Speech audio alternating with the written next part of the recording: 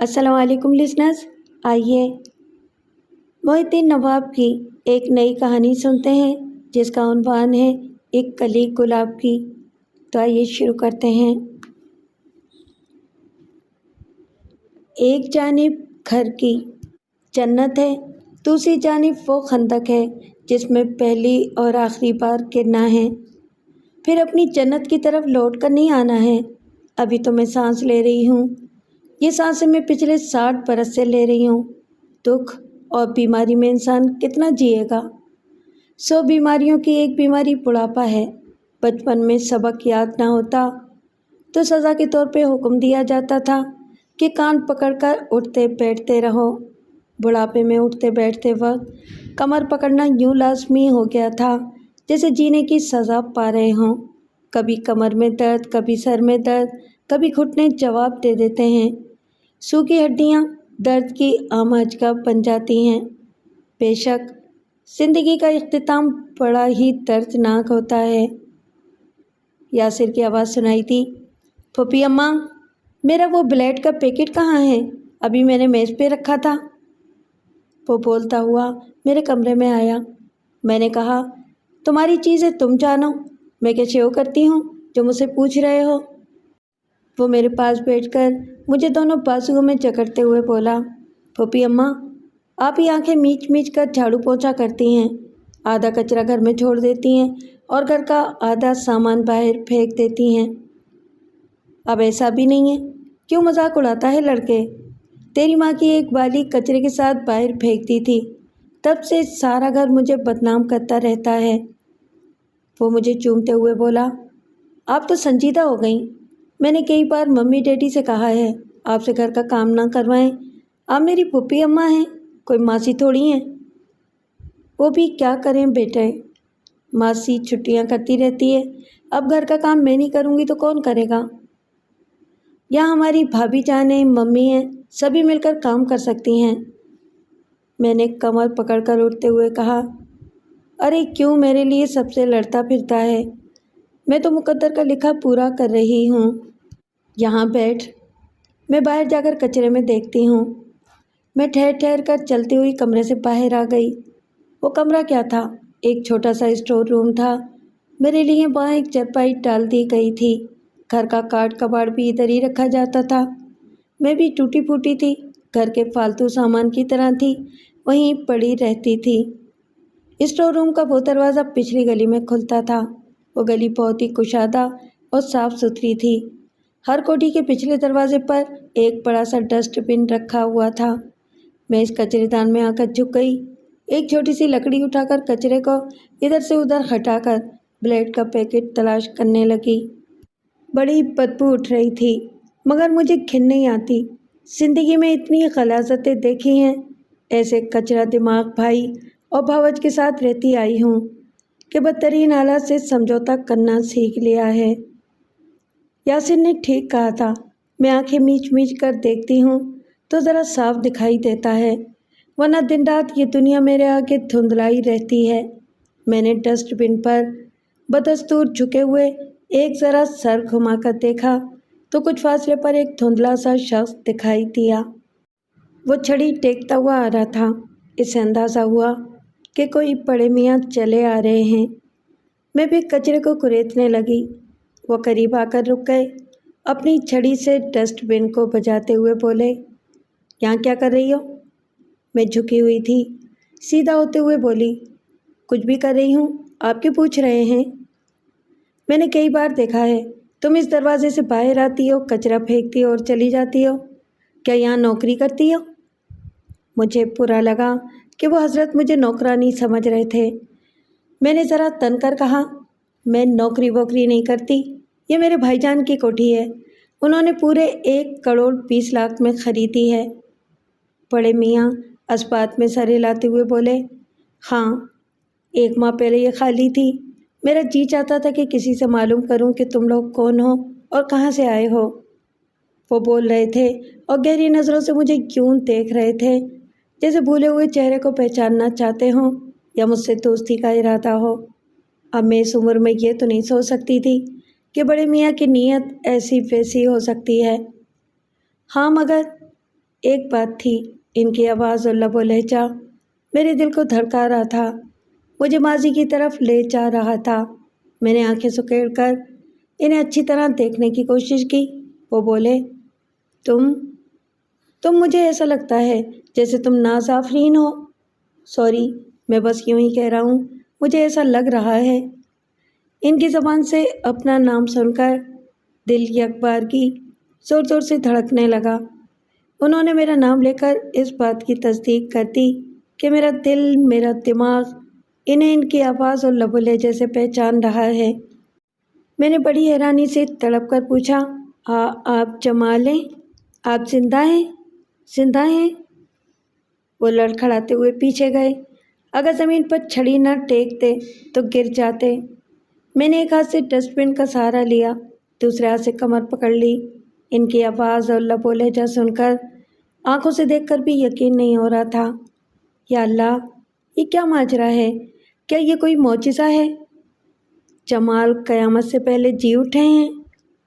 دروازے کے ساتھ ہی ایک چھوٹا سا چبوترا بنا ہوا تھا۔ میں وہاں بیٹھ گئی، انہیں دیکھ کر یوں ہانپنے لگی جیسے پچھلے 60 برسوں سے دوڑتی آ رہی ہوں۔ اب منزل تک پہنچ کر گرتے گرتے بیٹھ گئی ہوں۔ ہمارے درمیان کچھ فاصلہ تھا، وہ ڈسٹ بن کے اس پار تھے اور میں اس پار۔ ہم برسوں سے ندی کے دو کنارے بنے ہوئے تھے۔ مقدر نے ندی کا پاٹ اتنا چوڑا کر دیا تھا کہ ہم ایک دوسرے کو کبھی دیکھ ہی نہ سکے۔ کیا ستم ظریفی ہے کہ اب دیکھنے کا موقع مل رہا تھا تو بڑھاپے نے نظر دھندلا دی تھی۔ ان لمحات میں عجیب سی حالت ہو گئی تھی، دل چیخ چیخ کر کہہ رہا تھا کہ مجھے یقین ہو جائے، یا کوئی مجھے یقین دلائے کہ میرے سامنے جمال زندہ سلامت کھڑے ہیں۔ کیا ہوا کہ وہ جوانی نہیں رہی۔ زندگی نے اچھی طرح نچوڑ ڈالنے کے بعد انہیں میرے سامنے بھیجا ہے، پھر بھی پہچانے تو جا رہے ہیں، بس اس پہچان پر تصدیقی مہر لگ جائے۔ وہ چھڑی ٹیکتے ہوئے لرزتے قدموں سے چلتے ہوئے میرے سامنے آ گئے، بڑے ہی جذباتی لہجے میں بولے، مجھے بڑھاپے کا زنگ لگ گیا ہے، پہلی جیسی یادداشت نہیں رہی، نظر بھی کمزور ہو گئی ہے، لیکن آنکھیں جتنا دکھا رہی ہیں تمہیں پہچاننے کے لیے اتنا ہی کافی ہے۔ ہم دونوں کو ایک دوسرے کے نام، آواز اور لب و لہجے بھی یاد ہیں۔ انہوں نے ایک سرد آہ بھر کر کہا، تم میرے لیے اور میں تمہارے لیے مر چکا تھا، ہم صفر ہو گئے تھے، پھر بھی ہماری یادیں ایک دوسرے کو پکارتی رہی تھیں، ہماری صدائیں ایک دوسرے کے اندر گونجتی رہی تھیں۔ میری آنکھیں خوشی سے بھیگ رہی تھیں، یقین ہو رہا تھا کہ جو سامنے وہی سچ ہے۔ انہوں نے چبوترے کی طرف قدم بڑھاتے ہوئے پوچھا، کیا میں یہاں بیٹھ سکتا ہوں؟ میں نے جھجکتے ہوئے دائیں بائیں دیکھا، شرم آ رہی تھی کہ کوئی دیکھے گا تو کیا کہے گا۔ انہوں نے کہا، ہم بدنام ہونے والی جوانی کو بہت پیچھے چھوڑ چکے ہیں، عمر کی اس منزل پر ہیں جہاں ایک ساتھ بیٹھنے والے بوڑھوں کو کوئی بدنام نہیں کرتا۔ وہی پہلی جیسی عادت تھی۔ انہوں نے پہلی بار مجھ سے پوچھا تھا، کیا میں تمہیں چھو سکتا ہوں؟ اور میری اجازت سے پہلے ہی مجھے چھو لیا تھا۔ حاکم بننے والوں کی عادتیں نہیں بدلتی، اب بھی یہی ہوا۔ انہوں نے میرے پاس بیٹھنے کی اجازت مانگی، مگر اجازت ملنے سے پہلے ہی میرے پاس یوں آ کر بیٹھ گئے جیسے اپنا حق حاصل کر رہے ہوں، پچھلا قرض وصول کر رہے ہوں۔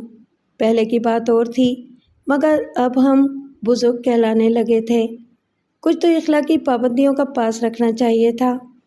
ہماری مشرقی تہذیب کسی بوڑھے اور بوڑھی کو بھی تنہائی میں یوں پاس پاس بیٹھنے کی اجازت نہیں دیتی۔ میں نے ہچکچاتے ہوئے کہا، کوئی دیکھ لے گا۔ میں وہاں سے اٹھنے لگی۔ انہوں نے بازو سے پکڑ کر بٹھا دیا، سخت لہجے میں پوچھا، کون دیکھے گا؟ اس دنیا سے ڈرتی ہو جس نے ہماری جوانی ہم سے چھین لی، لا علمی کے اندھیروں میں بھٹکا کر ہماری زندگی کے 36 برس چرا لیے۔ میں نے پریشان ہو کر پوچھا، لیکن یہ سب کیسے ہو گیا؟ آپ تو ایک حادثے میں اپنے والدین کے ساتھ ہلاک ہو گئے تھے، تمام رشتہ داروں نے آپ کی موت کی تصدیق کی تھی۔ وہ چھڑی کے ہتھے پر اپنی ٹھوری ٹیکتے ہوئے بولے، کبھی کبھی ایسا ہوتا ہے، کسی بات کو یا کسی واقعے کو سچ مان لیا جاتا ہے، بعد میں وقت سمجھاتا ہے کہ جیسا ہم سمجھ رہے تھے ویسا نہیں تھا، بلکہ ایسا تھا جو اب سمجھ میں آ رہا ہے۔ میں ان کا منہ تک رہی تھی، وہ بول رہے تھے، عمر رفتہ کو آواز دے رہے تھے اور میں سن رہی تھی۔ اب سے 40 برس پہلے جمال میری زندگی میں آئے تھے۔ پہلے تو میں تذبذب میں رہی، کیا مجھے ان کی طرف مائل ہونا چاہیے؟ مسئلہ یہ تھا کہ ان کے والد مراد شاہ اور میرے والد افضل حیات کے درمیان کاروباری دشمنی تھی۔ ابتدا میں وہ دونوں بزنس پارٹنر تھے، پھر تنازع پیدا ہوا تو دونوں ایک دوسرے کو بے ایمان اور دغاباز کہنے لگے۔ اس طرح پارٹنرشپ کے ساتھ دوستی ختم ہو گئی اور دشمنی شروع ہو گئی۔ انہی دنوں جمال لندن سے آئے تھے۔ ہم دونوں نے پہلی بار ایک دوسرے کو دیکھا۔ وہ مجھے چند لمحوں تک دیکھتے رہے۔ میں نے پوچھا، ایسے کیا دیکھ رہے ہیں؟ کیا میں کوئی عجوبہ ہوں؟ وہ لندن کے ماحول سے آئے تھے، بڑی بے باکی سے بولے، ہاں، تمہاری آنکھیں بڑی عجیب سی ہیں، پتہ نہیں چلتا دیکھ رہی ہیں یا گھائل کر رہی ہیں۔ مجھے ایسی بے باکی کی توقع نہیں تھی۔ ایک دم سے دل دھڑکنے لگا۔ تالاب کے ٹھہرے ہوئے پانی میں پہلی بار کسی نے کنکر پھینکا تھا۔ دائرے پر دائرے بنتے چلے جا رہے تھے۔ انہوں نے کوٹ کی اندرونی جیب سے میری ایک تصویر نکال کر دکھاتے ہوئے کہا، یہ موم اور ڈیڈ نے مجھے بھیجی تھی، کہا تھا کہ تم سے میرے رشتے کی بات چلانا چاہتے ہیں، کیا مجھے یہ لڑکی پسند ہے؟ میری تصویر ان کے ہاتھ میں تھی اور انہیں میرے مستقبل کا فیصلہ سنانے کو کہا گیا تھا۔ یہ میرے سامنے کرنے کی بات نہیں تھی۔ میں بری طرح شرما گئی تھی، نظریں چرا رہی تھی۔ انہوں نے کہا، مجھ سے میری پسند پوچھی گئی ہے۔ یہ پسند تو بہت ہی چھوٹا اور بیچارہ سا لفظ ہے۔ میں کیا بتاؤں، تمہیں دیکھتے ہی کیا سے کیا ہو گیا ہوں۔ ایک بزنس مین کا بیٹا تھا، اچانک شاعر بن رہا ہوں، لیکن اناڑی ہوں۔ موضوع الفاظ کی ترتیب اور ہنرمندی سے تمہیں جیتا جاگتا تاج محل نہیں بنا سکوں گا۔ پھر انہوں نے دونوں ہاتھوں سے اپنے سر کو تھام کر کہا، او گوڈ، یہاں میں تمہارا سودا ہی بن رہا ہوں، وہاں بڑے لوگوں کی سودے بازی میں جھگڑا شروع ہو چکا ہے۔ لندن سے یہاں آیا تو پتہ چلا وہ اپنا کاروبار الگ کر رہے ہیں۔ جب لاکھوں روپے کا منافع تقسیم ہو رہا ہے تو وہ ہمیں بھی ملنے سے پہلے ہی تقسیم کر دیں گے۔ اف خدا کی پناہ۔ وہ بولتے ہی چلے جا رہے تھے۔ میرے منہ سے کچھ سننا ضروری نہیں سمجھ رہے تھے۔ ان کا خیال تھا وہ میرے دل کی بات سمجھ رہے ہیں کہ میں جواباً کیا کہنا چاہوں گی۔ انہوں نے کہا، تم نے ادھر کے ماحول میں پرورش پائی ہے، یہی کہنا چاہو گی کہ جہاں ماں باپ کہیں گے وہیں شادی کروں گی؟ مگر یہ مجھ پر بہت ظلم ہوگا۔ میں ہزاروں میل دور سمندر پار سے تمہارے لیے آیا ہوں۔ شاید اتنا ہینڈسم اور اسمارٹ نہیں ہوں جتنا کہ ایک آئیڈیل کو ہونا چاہیے۔ پھر بھی پوچھتا ہوں، کیا تمہارا لائف پارٹنر نہیں بن سکتا؟ وہ پہلی ہی ملاقات میں محبت، شاعری اور شادی کی طرف اتنی تیزی سے دوڑے چلے آ رہے تھے کہ میں حواس باختہ ہو رہی تھی۔ کہنا تو بہت کچھ چاہتی تھی، لیکن ان کی تیز رفتاری سے ڈگمگا رہی تھی۔ سمجھ میں نہیں آ رہا تھا ان کی اتنی ساری باتوں کا جواب کیسے دوں، کہاں سے شروع کروں۔ ہمارے بزرگوں نے اپنے دفتر کو 2 حصوں میں تقسیم کر دیا تھا۔ میرے ڈیڈی نے دوسرے حصے سے نکلتے ہوئے مجھے دیکھا تو سخت لہجے میں کہا، ناز، وہاں کیا کر رہی ہو؟ یہاں آؤ۔ جمال نے کہا، ہمارے بزرگوں نے سرحدی لائن کھینچ دی ہے، تم سرحد کے اس پار آ گئی ہو۔ میں چاہوں گا کہ آئندہ اسی پار رہنے کا فیصلہ کرو۔ میں پلٹ کر جانا چاہتی تھی۔ انہوں نے فوراً ہی میری کلائی پکڑ لی۔ پلیز جواب دو، اگر ابھی کچھ نہیں کہہ سکتی تو نہ صحیح، مجھے تمہارے گھر کا اور تمہیں میرے گھر کا فون نمبر تو معلوم ہی ہے۔ میرے ڈیڈ نے آگے بڑھ کر گرجتے ہوئے کہا، میری بیٹی کا ہاتھ چھوڑو، تم نے کیا سمجھ کر اس کا ہاتھ پکڑا ہے؟ وہ میرا ہاتھ چھوڑتے ہوئے بولے، انکل، فار گاڈ سیک، آپس کے جھگڑوں کو ختم کرنے کی کوشش کریں، میں نے ڈیڈ کو بھی یہی سمجھایا ہے۔ ڈیڈ نے میرا ہاتھ پکڑ کر مجھے اپنی طرف کھینچتے ہوئے کہا، تمہارا باپ میرا تمام خسارہ پورا کر دے گا، تب بھی اسے کوئی سمجھوتا نہیں کروں گا، کیونکہ وہ قابل اعتماد نہیں رہا ہے، پکا فراڈ ہے۔ وہ مجھے اپنے ساتھ کھینچتے ہوئے لے گئے۔ میں ان کے ساتھ کار میں بیٹھ کر جاتے جاتے بھی جمال کو دیکھتی رہی۔ وہ دور کھڑے مجھے یوں دیکھ رہے تھے جیسے واپس آنے کو کہہ رہے ہوں۔ ہماری وہ پہلی ملاقات بڑی عجیب سی تھی۔ پہلے ہی مرحلے میں جدائی کا عمل شروع ہو گیا تھا۔ ڈیڈی راستے پر بڑبڑاتے رہے، جمال اور اس کے والد کو برا بھلا کہتے رہے۔ میں چاہتی تھی کہ وہ ان کے خلاف نہ بولیں، سمجھوتے کی کوئی راہ نکالیں۔ میں اس بات کی قائل نہیں ہوں کہ پہلی ہی نظر میں محبت ہو جاتی ہے، لیکن میں پہلی ملاقات میں متاثر ہو گئی تھی۔ ہم کسی سے بھی مختلف پہلوؤں سے متاثر ہو سکتے ہیں۔ یہ ضروری نہیں ہے کہ وہ تاثر محبت کے حوالے سے ہی ہو۔ میں ڈیڈی کے آفس سے گھر تک اور صبح سے شام تک بہت الجھی رہی۔ کئی بار چاہا ان کے بارے میں نہ سوچوں، لیکن میں اپنے طور پر سوچنے سمجھنے کے اختیارات سے محروم رہی تھی۔ سمجھ میں نہیں آ رہا تھا کہ کوئی بھی دوسری بات سوچتے سوچتے ان تک کیسے پہنچ جاتی ہوں۔ ادھر ان کی بے چینی کا اندازہ ہو رہا تھا۔ ہم شام کو لان میں چائے پی رہے تھے۔ انہوں نے فون کے ذریعے مجھے مخاطب کرنا چاہا، مگر ممی نے فون ریسیو کیا۔ وہ ناگواری سے بولی، تم میری بیٹی سے کیا بات کرنا چاہتے ہو؟ ان کی زبان تو سوچے سمجھے بغیر تیر کی طرح چل پڑتی تھی۔ انہوں نے کہا، میں ناز سے شادی کرنا چاہتا ہوں۔ امی نے غصے سے کہا، بکواس مت کرو، ہم فراڈ کرنے والوں کے گھر اپنی بیٹی کبھی نہیں دیں گے۔ یہ رشتہ قیامت تک نہیں ہوگا۔ پلیز آپ اپنی بیٹی سے اس کی مرضی تو پوچھ لیں۔ ہماری بیٹی بچپن سے سعادت مند اور فرما بردار ہے۔ وہ ہمارا فیصلہ سن چکی ہے۔ تمہاری طرف تھوکنا بھی پسند نہیں کرے گی۔ That's all. انہوں نے ریسیور کو کریڈل پر پٹخ دیا۔ میں نے اس جارحانہ انداز پر تڑپ کر کہا، ممی، دشمن سے بھی گفتگو کا ایک سلیقہ ہوتا ہے۔ آپ خواہ کسی پر تھوکنے کی بات کیوں کر رہی ہیں؟ بھائی جان نے کپ کو میز پر پٹکتے ہوئے کہا، ممی نے بالکل ٹھیک کہا ہے، وہ لوگ ایسے ہی سلوک کے مستحق ہیں۔ تم کیوں ان کی حمایت میں بول رہی ہو؟ ہم نے اعلیٰ خاندان کے کتنے ہی لڑکوں کو پسند کیا ہے، مگر تمہارے تو نخرے ہی سمجھ میں نہیں آتے۔ ایسے انکار کر دیتی ہو جیسے آسمان سے کوئی شہزادہ اتر کر آنے والا ہے۔ میں نے کہا، یہ تو ہے بھائی جان، رشتے آسمانوں پر ہی بنتے ہیں، جسے آنا ہوگا وہیں سے آئے گا، مگر آپ کو جلدی ہے کہ مجھے یہاں سے چلتا کریں تو گھر میں بہو رانی آ جائے۔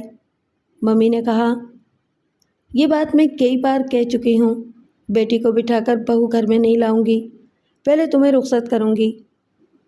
یہ کسی آسمانی کتاب میں نہیں لکھا ہے، آپ پہلے بہو لے آئیں، میری تو جب تک تعلیم مکمل نہیں ہوگی شادی کا سوچوں گی بھی نہیں۔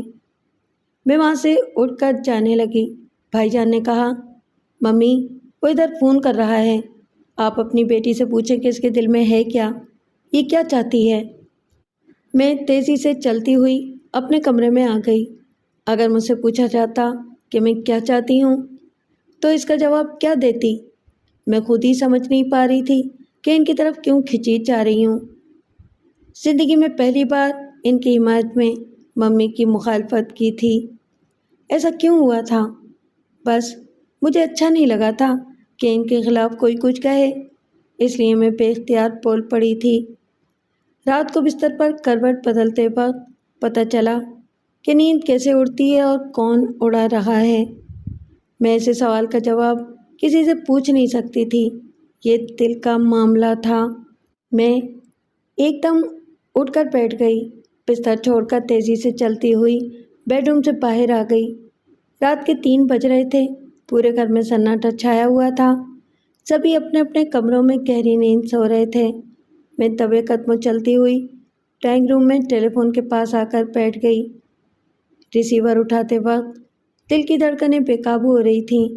مجھے یہ خیال فون تک لے آیا تھا کہ ان سے رابطہ نہیں کروں گی تو گھر والے کبھی میرے اندر ہونے والی تبدیلیوں کو سمجھ نہیں پائیں گے اور وہ بیچارے مجھ سے بات کرنے کے لیے ترستے ہی رہ جائیں گے۔ میں نے سوچ سوچ کر ٹھہر ٹھہر کر نمبر پنچ کیے۔ دوسری طرف فون کی گھنٹی بجنے لگی۔ وہاں بھی سب سو رہے ہوں گے۔ سناٹے میں فون کی گھنٹی چیخ رہی ہوگی۔ جمال کے کمرے میں بھی فون نہیں ہوگا، کسی دوسرے کمرے میں یا ڈرائنگ روم میں چیخ رہا ہوگا۔ ان دنوں موبائل فون نہیں تھے، آج جیسی سہولتیں میسر نہیں تھیں۔ پھر اچانک ایک بھاری بھرکم سی آواز سنائی دی، ہیلو، کون ہے؟ میں نے آواز پہچان لی۔ झिझकते हुए कहा, अंकल मैं नाज आफरीन बोल रही हूँ। इतनी रात को जगाए जाने पर वो गुस्से में थे। मेरी आवाज़ सुनते ही नर्म पड़ गए। बड़ी शफ़क़त से बोले, हाँ बेटी बोलो, इतनी रात को फ़ोन किया है, कोई परेशानी है? नहीं अंकल, वो दरअसल मैं जमाल से बात करना चाहती हूँ। अच्छा बेटी, होल्ड ऑन करो, मैं अभी बुलाता हूँ। जस्ट अ मिनट अंकल, आपसे एक इल्तिजा है। बेटी, इल्तिजा ना करो, मुझे बाप समझो और अपनी कोई भी बात मनवा लो। बस एक ही बात है, किसी तरह आपस की लड़ाई ख़त्म कर दें। मैं दोनों घरानों में पहली जैसी मोहब्बत और दोस्ती देखना चाहती हूँ। खुदा तुम्हें खुश रखे। मैं अपनी तरफ से पूरी कोशिश कर रहा हूँ, लेकिन तुम्हारे मामू जान वहाँ चीफ अकाउंटेंट हैं। उन्होंने ऐसा घपला किया है कि सारा इल्ज़ाम मुझ पर आ गया है। तुम्हारे बाप को ज़बरदस्त गलतफहमी हुई है। वो मुझे बेईमान और धोखेबाज समझ रहे हैं। कोई भी झूठा इल्ज़ाम बर्दाश्त नहीं करता, मैं भी नहीं करूँगा। इनकी गलतफहमी दूर करने की हर मुमकिन कोशिश करता रहूँगा। ये लो, जमाल खुद ही आ गया, इससे बात करो। मैंने धड़कते हुए दिल से इनकी आवाज़ सुनी। हाय नाज, कैसी हो? मैं कुछ कहना चाहती थी। उन्होंने पहली ही मुलाकात में मुझे कब कुछ कहने दिया था जो अब कहने देते। उन्होंने खुद ही अपने सवाल का जवाब दिया। मुझे ये पूछना तो नहीं चाहिए कि कैसी हो? तुम्हारा रत जगह बता रहा है कि मेरे ही जैसी हो। दोनों तरफ है आग बराबर लगी हुई। मैंने घबरा कर कहा, आप अपने डैड के सामने कैसी बातें कर रहे हैं? वो समझदार हैं, यहाँ से जा चुके हैं। मैंने इत्मीनान की सांस लेते हुए कहा, वो बात यह है कि मैंने माफ़ी मांगने के लिए फ़ोन किया है। आज शाम मम्मी ने आपसे बड़ी नामुनासिब बातें की हैं। मैं बहुत शर्मिंदा हूँ। तुमने शर्मिंदा होने में रात के 3 बजा दिए? साफ गोई से क्यों कतरा रही हो? तुमने शर्मिंदगी से नहीं, दिल से मजबूर होकर फ़ोन किया है। तौबा है, कोई बात तो पर्दे में रहनी चाहिए, मगर वो सीधे आकर दिल के चोर को पकड़ रहे थे। मैं जवाब में कुछ ना कह सकी और कहती भी क्या। वो तो खुद ही एक बात कहते थे और फिर बात से बात निकालते चले जाते थे। कहने लगे, तुम यूनिवर्सिटी में हो, दुनिया देखती हो, फिर बोलने और परखने में सबसे पीछे क्यों रहना चाहती हो? मैं तो साफ कहता हूँ, शाम को तुमसे बात ना हो सकी तो मेरी बेचैनी और बढ़ गई। ऐसा सुकून बर्बाद हुआ कि अब तक जाग रहा हूँ। मैं बेसाख्ता हंस पड़ी। वो बोले, नाज, मैं बहुत खुश हूँ। अभी तुमने कॉल करके मेरा हौसला बढ़ा दिया है। शेरों के हिसाब से खून बढ़ गया है। सुबह डॉक्टर के पास जाकर चेकअप कराऊंगा। मैं फिर बेख्तियार हंसने लगी। रात की खामोशी में मेरी हंसी की आवाज़ दूर तक जा रही होगी। मुझे गलती का एहसास हुआ और मैं फ़ौरन ही चुप हो गई। उन्होंने पूछा, क्या हुआ? जलते रंग खामोश क्यों हो गया? कोई आया है क्या? नहीं, मगर अब फ़ोन बंद कर देना चाहिए, कोई भी आ सकता है। तुम यूनिवर्सिटी कब जाती हो और कब वापस आती हो? सुबह 8 बजे घर से निकलती हूँ और 2-3 बजे तक वापस आ जाती हूँ। क्या कोई गाड़ी में ले जाता और लाता है?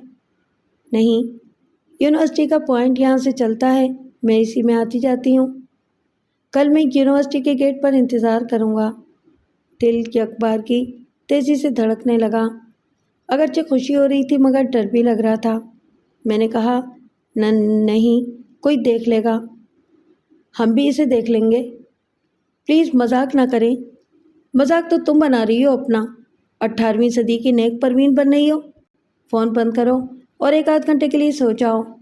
तुम्हें सुबह उठकर वहाँ पहुँचना है। मैंने जो कह दिया वही होगा। शब खैर। दूसरी तरफ से राब्ता ख़त्म कर दिया गया। अल्लाह, क्या बताऊँ, इनका ये अंदाज़ कितना अच्छा लगा।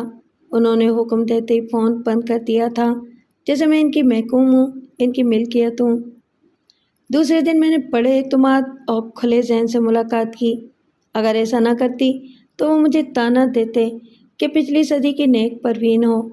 वो तो बस अपने ही रंग में रंगना जानते थे। यूँ हमारी मुलाकातों का सिलसिला जारी रहा और मैं पानी की तरह इनकी ढलान पर बहती चली गई। घर में मेरे रवैये से एक कशीदगी पैदा हो गई थी। जब भी कारोबारी दुश्मनी का जिक्र छेड़ा जाता तो मैं जमाल और उसके वालिद की हिमायत में ही बोलती थी। मैंने तो यहाँ तक कह दिया کہ ماموں جان نے ہمارے کاروبار میں ہیرا پھیری کی ہے۔ میری اس بات سے بھائی جان انگاروں پر لوٹنے لگے کیونکہ وہ ماموں جان کی بیٹی نادرا سے عشق فرما رہے تھے، اور ممی کب اپنے بھائی کے خلاف کچھ سننے والی تھیں، وہ بھی مجھے صلواتیں سنانے لگیں۔ اگرچہ گھر والوں کو میری اور جمال کی ملاقاتوں کا علم نہیں تھا، لیکن یہ بات سب کی سمجھ میں آ گئی تھی کہ دال میں کچھ کالا ہے۔ بھائی جان نے تو صاف طور سے کہہ دیا تھا کہ میں ان سے چھپ کر ملتی ہوں۔ ڈیڈ نے کہا، مراد شاہ ہمارا دشمن ہے، اسے بیٹی کہہ کر سر پر ہاتھ پھیر کر ہمارے خلاف بھڑکا رہا ہے، ہمارے گھر میں آگ لگا رہا ہے۔ جتنی جلدی ہو سکے اس کی شادی کرو اور گھر سے دھکے دے کر نکالو۔ میں نے پہلی بار سب کے منہ پر کہہ دیا، میں شادی نہیں کروں گی۔ اگر ماں باپ کا گھر چھوڑنا ضروری ہے تو پھر اپنی مرضی سے کروں گی۔ بھائی جان جیسے پھٹ پڑے، صاف کیوں نہیں کہتی؟ تم جس کی حمایت میں بول رہی ہو اسی سے شادی کرو گی، ہمارے دشمنوں سے رشتہ جوڑو گی؟ پھر انہوں نے ممی اور ڈیڈی کی طرف پلٹ کر کہا، ہم مرتے مر جائیں گے مگر دشمن سے رشتہ نہیں جوڑیں گے۔ اس کا مطلب تو یہ ہوا کہ اس گھر سے نہیں ٹلے گی اور میری شادی کھٹائی میں پڑ جائے گی۔ میں آپ دونوں سے صاف صاف کہہ دیتا ہوں، اگر ایک آدھ ماہ کے اندر اس نے ہماری مرضی سے شادی نہیں کی تو آپ پہلے ماموں جان کے گھر میری شادی کی تاریخ پکی کرنے جائیں گی۔ بس میں نے بہت صبر کیا ہے، اب نہیں کروں گا۔ ممی نے تائید کی، یہ ٹھیک ہی تو کہہ رہا ہے، میرے بھائی کی بیٹی کب تک بیٹھی رہے گی؟ بیٹا 28 برس کا ہو گیا ہے، اس کا نام تو ہم نے خواہ ناز رکھ دیا۔ یہ اسی طرح ناز نخرے دکھاتی رہے گی تو میرا بچہ کیا بوڑھا ہو کر شادی کرے گا؟ ڈیڈی نے مجھ سے کہا، تمہیں اپنی چھوٹی بہن کے بارے میں بھی سوچنا چاہیے، اس کے بھی رشتے آ رہے ہیں، ہم تمہارے انتظار میں انہیں بھی ٹال رہے ہیں۔ بس بہت ہو چکا ناز، میں نے بھائی کے بیٹے اور بہن کے بیٹے کو پسند کیا ہے، ایک ہفتے کے اندر دونوں میں سے کسی ایک کے لیے ہاں کر دو، ورنہ ہم اپنی مرضی سے تمہیں کسی سے بھی منسوب کر دیں گے۔ میں نے بڑے ہی مستحکم لہجے میں کہا، ڈیڈ آپ سب میری فکر نہ کریں، میں کہہ چکی ہوں کہ شادی نہیں کروں گی تو پھر نہیں کروں گی۔ آپ آج ہی ماموں جان کے گھر جا کر بھائی جان کی بات پکی کر دیں، میرے بعد چھوٹی کی شادی ہو سکتی ہے، یہ کوئی ضروری نہیں ہے کہ بڑی شادی نہ کرے تو چھوٹی کو بٹھا کر رکھا جائے، آپ اس کا بھی رشتہ طے کر دیں۔ میں اپنا فیصلہ سنا کر ان کی کوئی بات سنے بغیر وہاں سے چلی آئی۔ ممی نے میرے پیچھے چیختے ہوئے کہا، یہ اپنا فیصلہ ہم پر مسلط کر رہی ہے جیسے ہم اس کے ماں باپ نہیں ہیں، اس کے دباؤ میں رہتے ہیں۔ میں پورے یقین سے کہتی ہوں وہ دشمن اس پر جھاڑ پھونک کرا رہے ہیں، اس کا دماغ گھوم گیا ہے، یہ پہلے ایسی تو نہیں تھی۔ میں نے وہاں سے جاتے ہوئے سوچا، ہاں میں پہلے ایسی نہیں تھی، انسان کو حالات بدل دیتے ہیں اور جمال نے میرے حالات بدل دیے ہیں۔ میں تو ان کے ساحل پر آ کر کشتی چلا چکی ہوں، اب جو ہونا ہے ہو جائے۔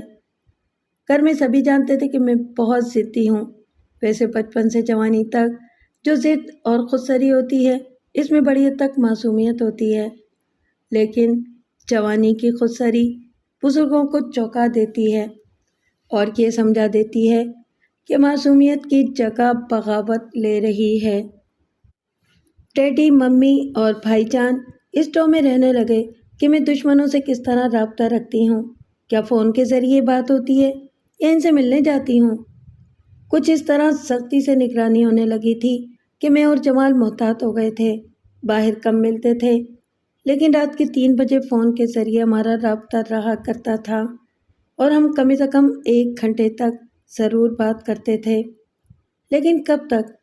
چند ہفتے گزرے ہوں گے کہ ہماری یہ چوری بھی پکڑی گئی۔ ممی سینہ پیٹتے ہوئے ہائے ہائے کرنے لگیں، بھائی جان غصے سے گھرانے لگے۔ ڈیڈی نے کہا، میں تو کبھی سوچ بھی نہیں سکتا تھا کہ ہماری لڑکی ہمارے ہی ناک کے نیچے دشمنوں سے دوستی کی اور پیار کی پینگیں بڑھا رہی ہوگی۔ ممی نے کہا، یہ لڑکی تو ہمیں کہیں منہ دکھانے کے قابل نہیں چھوڑے گی، اسے باندھ کر رکھو، یہ بات باہر تک پھیلے گی تو کیا ہوگا؟ بھائی جان نے کہا، میں تو نادرا اور اس کی امی کے سامنے سر نہیں اٹھا سکوں گا، وہ یہاں بہو بن کر آئے گی تو بہن کی بے حیائی کے تانے دیتی رہے گی۔ ڈیڈی نے ایک قدم میری طرف بڑھاتے ہوئے کہا، لعنت ہے تم پر، تمہیں تو اپنی چھوٹی بہن کا بھی خیال نہیں ہے۔ تمہاری بے حیائی کا چرچا ہوگا تو اس کا رشتہ کہیں سے نہیں آئے گا۔ مجھے جمال کی بے باکی اور تیزی تراری نے دو ٹوک باتیں کرنا سکھا دیا تھا۔ میں نے کہا، جب تک آپ جمال کو دشمن سمجھتے رہیں گے تب تک میں بے حیا دکھائی دیتی رہوں گی۔ دوستی کر لیں، محبت سے گلے لگا لیں، ہمارا دین بھی تو یہی کہتا ہے۔ صلح جوئی کا راستہ نکل رہا ہو تو نکالنا چاہیے، اس پر ضرور عمل کرنا چاہیے۔ بکواس مت کرو، ہم اس گھر سے کبھی رشتہ نہیں چھوڑیں گے۔ کوئی بات نہیں، میں بھی ضد نہیں کروں گی، خاموش رہوں گی۔ میرا وعدہ ہے کہ اندر کی بات باہر نہیں جائے گی۔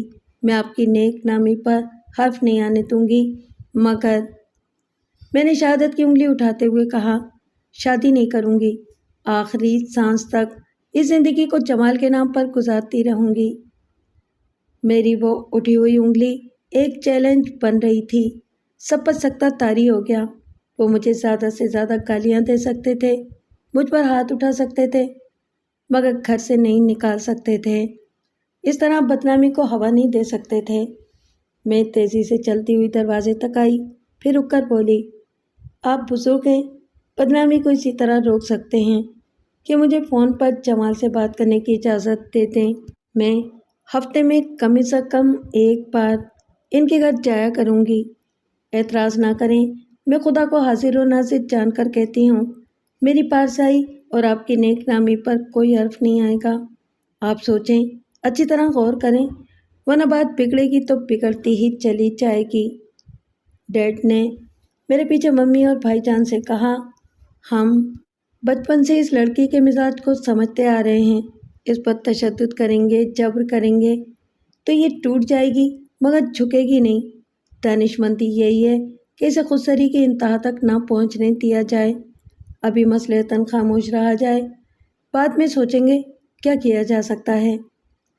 وہ بعد میں دن رات سوچتے رہے، ہفتوں مہینوں سوچتے رہے اور کوششیں کرتے رہے کہ میں جمال کی طلب سے باز آ جاؤں، جبکہ میں باز آنے والوں میں سے نہیں تھی۔ جوان لڑکیوں کے والدین بدنامی سے ڈرتے ہیں اور عاقبت نااندیش لڑکیاں اپنے بزرگوں کی اسی کمی سے، اسی کمزوری سے فائدہ اٹھاتی ہیں۔ اس تصویر کا دوسرا رخ یہ بھی ہے کہ عاقبت نااندیش والدین جہاں دوستی اور محبت سے بات بنا سکتے ہیں، وہاں بات بگاڑنے پر تلے رہتے ہیں۔ سچی بات تو یہ تھی کہ ماموں جان نے چیف اکاؤنٹنٹ کی حیثیت سے دفتر میں جو گھپلہ کیا تھا، ممی اسے ایک بہن کی حیثیت سے تسلیم نہیں کر رہی تھیں۔ وہ اپنے بھائی پر کسی بھی طرح کا الزام برداشت نہیں کر سکتی تھیں اور ڈیڈی تو ان کے اشاروں پر چلتے تھے، لہٰذا انہوں نے سالے کو سچا اور جمال کے والد کو جھوٹا مان لیا تھا۔ بھائی جان ماموں جان کی بیٹی نادرا پر مر مٹ رہے تھے، اس لیے وہ بھی ان کی حمایت کرتے رہتے تھے۔ ان حالات میں جمال سے رشتہ داری تقریباً ناممکن ہوتی جا رہی تھی۔ 6 ماہ بعد بھائی جان کی شادی ہو گئی۔ نادرا ہماری بھابھی جان بن کر گھر آ گئی۔ انہوں نے دوسرے ہی دن طنزیہ لہجے میں مجھ سے پوچھا، تمہارا عشق کس مرحلے پر ہے؟ میں نے چونک کر انہیں دیکھا۔ ہم ماں باپ اور بھائی بہنوں کے درمیان یہ طے پایا تھا کہ میرے عشق و محبت کا ذکر نادرا بھابھی کے سامنے کبھی نہیں کیا جائے گا۔ میں نے انجان بن کر پوچھا، یہ آپ کیسی باتیں کر رہی ہیں؟ کس نے کہہ دیا کہ میں کسی کے عشق میں مبتلا ہوں؟ انہوں نے پرانی کہاوت دہرائی، عشق اور مجھ چھپائے نہیں چھپتے۔ مجھے تو اس عشق کی مہک اپنے میکے تک ملتی رہی ہے۔ میں تیزی سے چلتی ہوئی ڈرائنگ روم میں پہنچی۔ وہاں بھائی جان ممی اور ڈیڈی کے ساتھ بیٹھے ہوئے تھے۔ میں نے کہا، بھابھی جان مجھ سے پوچھ رہی ہیں کہ میرا عشق کس مرحلے پر ہے۔ آپ لوگوں نے تو کہا تھا کہ بات صرف ہمارے درمیان ہی رہے گی، کسی سے اس کا ذکر نہیں کیا جائے گا۔ یہ تو یہاں آتے ہی کیچڑ اچھالنے کے انداز میں طنزیہ لہجہ اختیار کر رہی ہیں۔ بھائی جان نے کہا، کیوں خواہ نادرا کے خلاف بول رہی ہو؟ کیچڑ تو تم نے اچھالی ہے۔ ہم تو پردہ ڈالنے کی کوشش کرتے ہیں، مگر تم پردہ رکھنا ہی نہیں چاہتی۔ بھائی جان آپ اب باتیں نہ بنائیں، صرف اتنا بتا دیں کہ بھابھی جان کو یہ بات کیسے معلوم ہوئی ہے؟ اور کیسے معلوم ہوگی؟ انہوں نے رات کو تمہیں جمال سے بات کرتے ہوئے سن لیا تھا۔ میں نے کہا، خدا کے لیے ممی اور ڈیڈی کے سامنے جھوٹ نہ بولیں، کل رات تو میں نے ان سے بات ہی نہیں کی، آپ کیوں چھپا رہے ہیں؟ کہ خود پیٹ کے ہلکے ہیں، بیوی کے سامنے ساری باتیں اگلتی ہیں۔ بھابھی جان کا دعویٰ ہے کہ یہ باتیں انہیں میکے میں ہی معلوم ہو گئی تھیں۔ ممی نے کہا، چیختی کیوں ہو؟ آہستہ بولو۔ نادرا صرف بہو نہیں ہے، ہمارے بعد اس گھر کی مالکن ہے۔ اسے نہ کوئی بات چھپ سکتی ہے اور نہ چھپائی جا سکتی ہے۔ اتنی سی بات پر طوفان کیوں اٹھا رہی ہو؟ یہ بات میری کسی حرکت سے ظاہر ہوتی تو آپ طوفان اٹھا دیتی، لیکن بیٹے صاحب، بہو کے دیوانے ہو کر جو بھی کر گزرے وہ سب قابل معافی ہے۔ میں تو آپ لوگوں کی ہدایت پر عمل کر رہی تھی کہ گھر کی بات دنیا والوں تک تو کیا، بھابھی جان کے میکے تک بھی نہ پہنچے۔ بس آگے نہ بولو، یہ بات اور آگے نہیں جائے گی۔ کیسے نہیں جائے گی؟ آپ بہو نے لاؤڈ اسپیکر لائی ہیں، یہ اتنی دور تک بولیں گی کہ آپ سب نظریں چراتے پھریں گے۔ میں آپ کے سامنے بہت چھوٹی ہوں، کم عقل ہوں، پھر بھی سمجھاتی ہوں کہ مراد انکل سے سمجھوتا کر لیں، رشتہ داری کر لیں، پھر کوئی ہم پر انگلی نہیں اٹھا سکے گا۔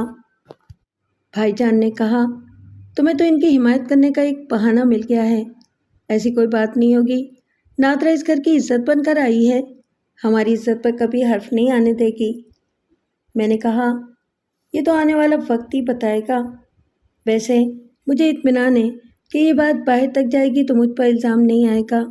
مجھ سے پہلے بھائی جان پینڈورا باکس کھول چکے ہیں، وہاں بحث کرنے سے کچھ حاصل نہ ہوتا۔ بھائی جان اپنی نئی نویلی بیوی کے خلاف کوئی بات بھی سننا گوارا نہ کرتے، اور ممی نے تو بھائی جان کو پیدا کرتے ہی جیسے قسم کھا لی تھی کہ بیٹا بھلے گھر میں آگ لگائے تب بھی اس کی حمایت میں بولیں گی کہ آگ دیا سلائی نے لگائی تھی، بیٹے نے نہیں۔ اور میں ڈیڈی سے کیا کہتی؟ ان کا ریموٹ کنٹرولر تو ممی کے ہاتھ میں رہتا تھا، وہاں میری سننے والا اور سمجھنے والا کوئی نہیں تھا۔ ایسے وقت ایک ملازمت دوڑتی ہوئی آ کر بولی، چھوٹی بیوی جی بیٹھے بیٹھے گر پڑی ہیں، پھر وہی سانس لینے میں تکلیف ہو رہی ہے۔ ہم سب دوڑتے ہوئے اس کے کمرے میں پہنچے۔ میری چھوٹی بہن مہناز دمے کی مریضہ تھی، اسے بعض اوقات سانس لینے میں دقت ہوتی تھی۔ ڈاکٹر نے دوائیں دی تھیں اور ایک انہیلر تجویز کیا تھا، اس کے ذریعے آسانی سے سانسیں بحال ہو جاتی تھیں۔ ممی نے پریشان ہو کر پوچھا، انہیلر کہاں ہے؟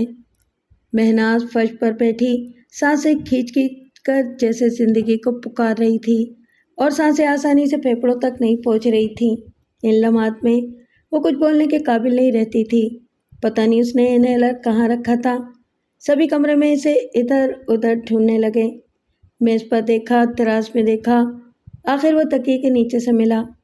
میں نے اسے اچھی طرح ہلا کر اس کا کور ہٹا کر مہناز کے منہ میں رکھ دیا۔ اس نے ایک زور کی سانس کھینچی، پھر چند سیکنڈ کے بعد ہی ساری پریشانی دور ہو گئی، وہ سہولت سے سانس لینے لگی۔ ممی نے غصے سے کہا، کتنی بار سمجھایا ہے، انہیلر کو ساتھ رکھا کرو، یہ کوئی سونے کا وقت تو نہیں ہے کہ اسے تکیے کے نیچے رکھ لیا تھا۔ ڈیڈی نے کہا، بیٹی اب تم بچی نہیں ہو، تمہیں اپنی دواؤں کا خیال رکھنا چاہیے۔ مہناز نے بیڈ کے سرے پر بیٹھتے ہوئے کہا، ہمیشہ تو ایسا نہیں ہوتا ہے ڈیڈ، بس غلطی ہو گئی۔ میں ادھر کرسی پر بیٹھی ہوئی تھی، اچانک ہی سانس رکنے لگی، مجھے یاد نہیں آ رہا تھا کہ انہیلر کہاں ہے۔ میں کرسی سے اٹھ کر اسے ڈھونڈنا چاہتی تھی کہ گر پڑی۔ یہ معمول کی بات تھی، وہ پچھلے 3 برس سے دمے کی مریضہ تھی اور مرض رفتہ رفتہ بڑھتا جا رہا تھا۔ انہیلر کے ذریعے سانسیں بحال ہو جاتی تھیں تو اطمینان ہو جاتا تھا کہ زیادہ پریشانی کی بات نہیں ہے۔ ڈاکٹر نے کہہ دیا تھا، آئندہ اسے زیادہ پاورفل انہیلر لینا ہوگا، یہ روگ تو جیسے زندگی کے ساتھ ہی جانے والا تھا۔ ممی کو یہ فکر لاحق تھی کہ اس کی شادی جلدی ہو جائے، زندگی کا کوئی بھروسہ نہیں ہے، جتنی رہ گئی ہے اسے سہاگن بن کر ہنسی خوشی گزار لے۔ انہوں نے مجھے گھور کر دیکھا۔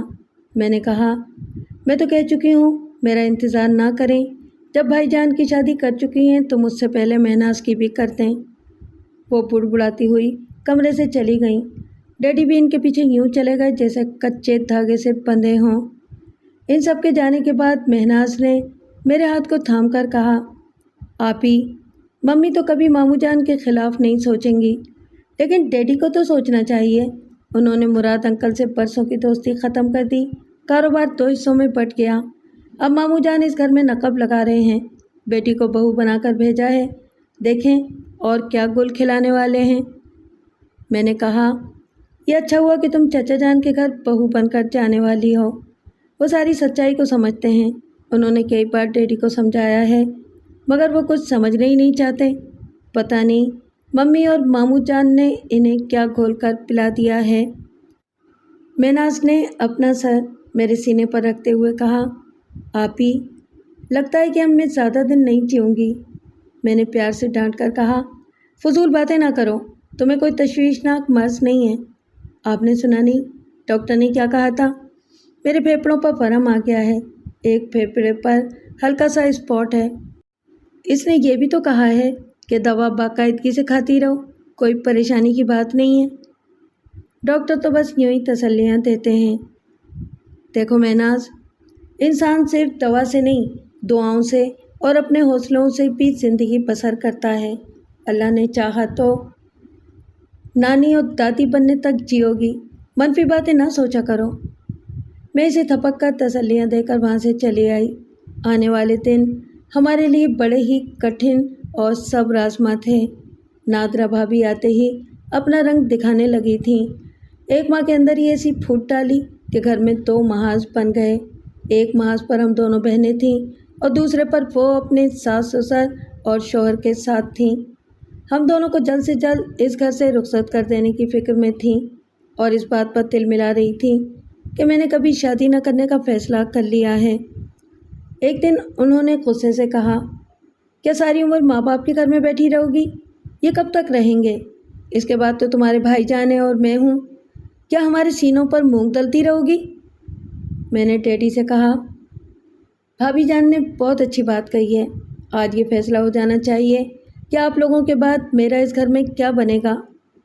मम्मी ने कहा, ये तो तुम अपनी अकल से सोचो। जब तक हम इस दुनिया में हैं, अपना घर बसा लो। हम नहीं रहेंगे तो तुम्हारा क्या बनेगा? आप अपनी ज़िंदगी में मेरे लिए बहुत कुछ कर सकते हैं। भाईजान के लिए ये कोठी, कार, बैंक बैलेंस सब कुछ छोड़कर जाएंगे तो क्या बेटी का कोई हिस्सा नहीं होगा? इस बात पर भाभी और तिलमिला गईं। वो अपने मियाँ और ससुर की दौलत और जायदाद से एक दिन का भी नहीं देना चाहती थीं। इन बुज़ुर्गों की ज़िंदगी में निकाह के 3 बोल पढ़ाकर हमें रुखसत कर देना चाहती थीं, लेकिन मैं इनकी सियासत का शिकार होने वाली नहीं थी। उन्होंने भाईजान से कहा, बेटियों का भला क्या हिस्सा होता है? शादी के वक्त जहेज में जो ले जाना होता है ले जाती हैं, इसके बाद इनका कोई हक नहीं रहता। मैंने कहा, आपके कह देने से दीनी और दुनियावी कवानीन बदल नहीं जाएंगे। मैं डैडी की कमाई में से अपना हिस्सा ज़रूर वसूल करूँगी।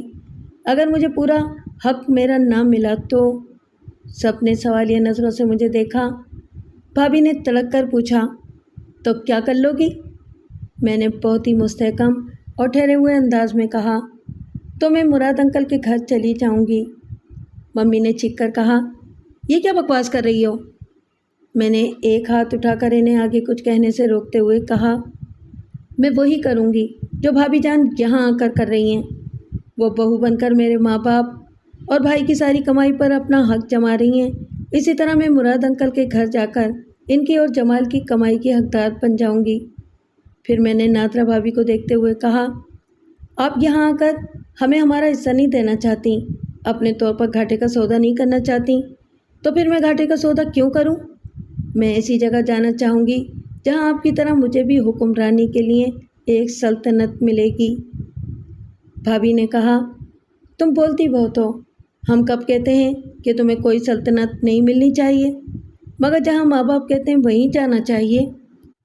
आप भी तो अपने माँ बाप से ज़्यादा अपनी मर्ज़ी से यहाँ आई हैं। यह हम सब जानते हैं, मम्मी और डैडी भी जानते हैं कि 2 बरस पहले भाईजान नाइला के दीवाने थे।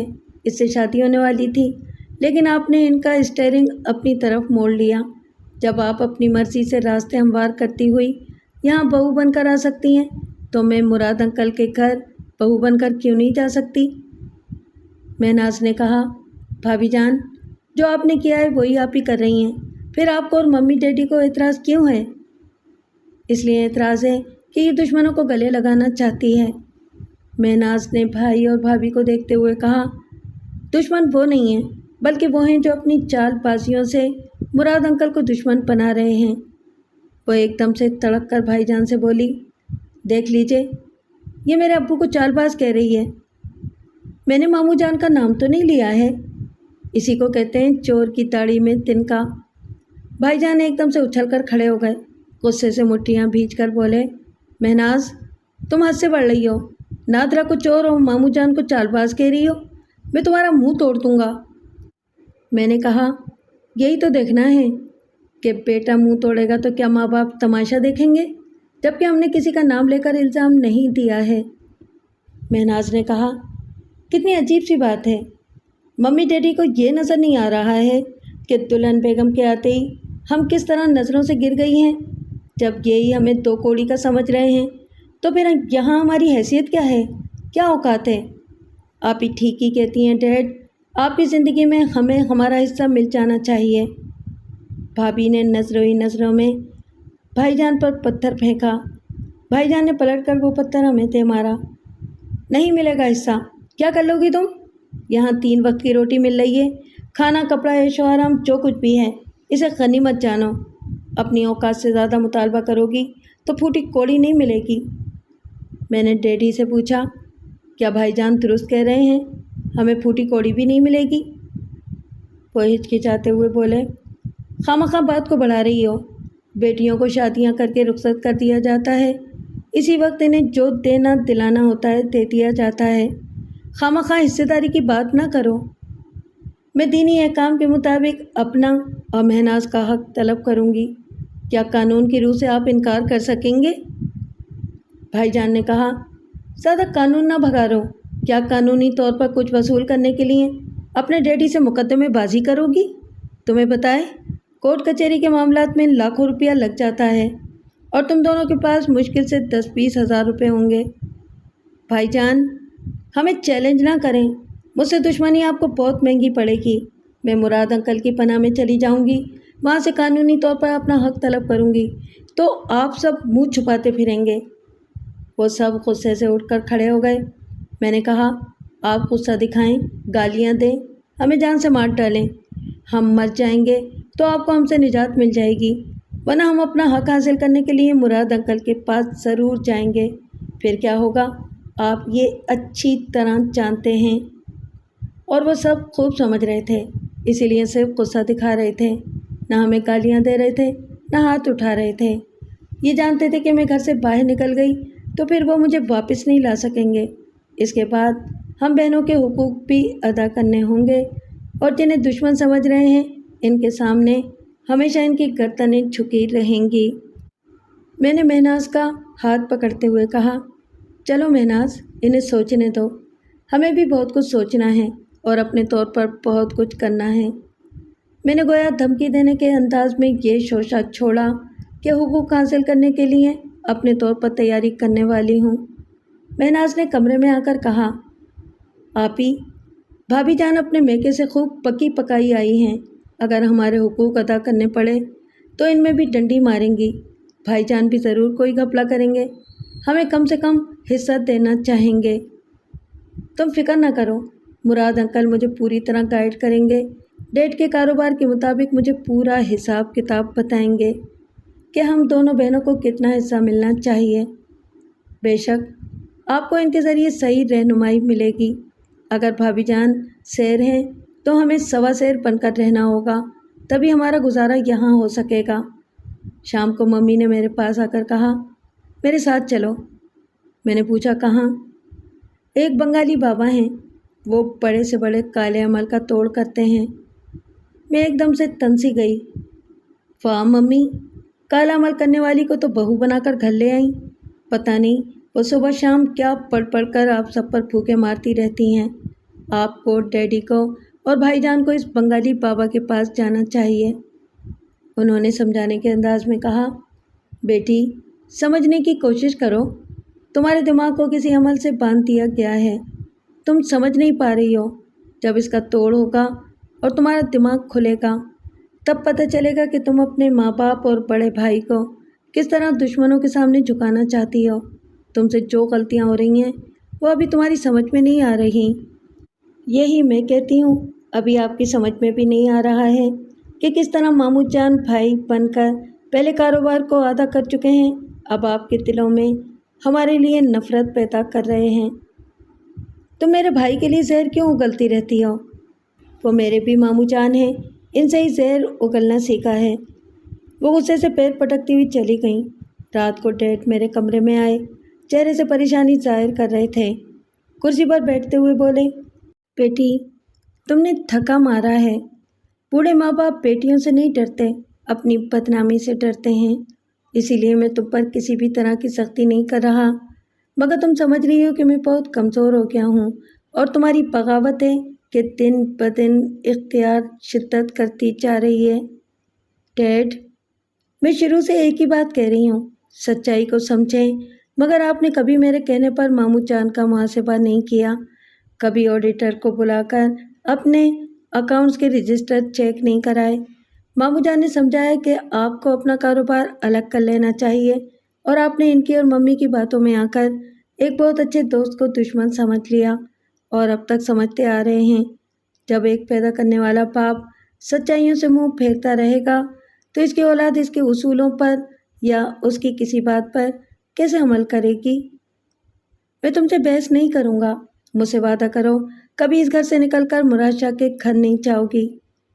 جب گھر میں ہمارے لیے اور ہمارے ساتھ ناانصافی ہوگی تو انصاف مانگنے کے لیے کہیں تو جانا ہوگا۔ تمہارے ساتھ ناانصافی نہیں ہوگی۔ میں نے تمہاری ممی کو اور بھائی جان کو سمجھایا ہے کہ تم دونوں کا حصہ میری زندگی میں ہی دے دیا جائے، پھر تو میں اپنے گھر کا کوئی معاملہ لے کر مراد انکل کے گھر نہیں جاؤں گی۔ اور یہ آپ شروع سے دیکھ رہے ہیں، آپ کی عزت اور نیک نامی کی خاطر میں نے اب تک ایسا کوئی قدم نہیں اٹھایا ہے۔ کبھی نہ کبھی یہ بات آپ کی سمجھ میں آئے گی کہ بیٹوں سے زیادہ بیٹیاں اپنے باپ کا سر بلند رکھتی ہیں۔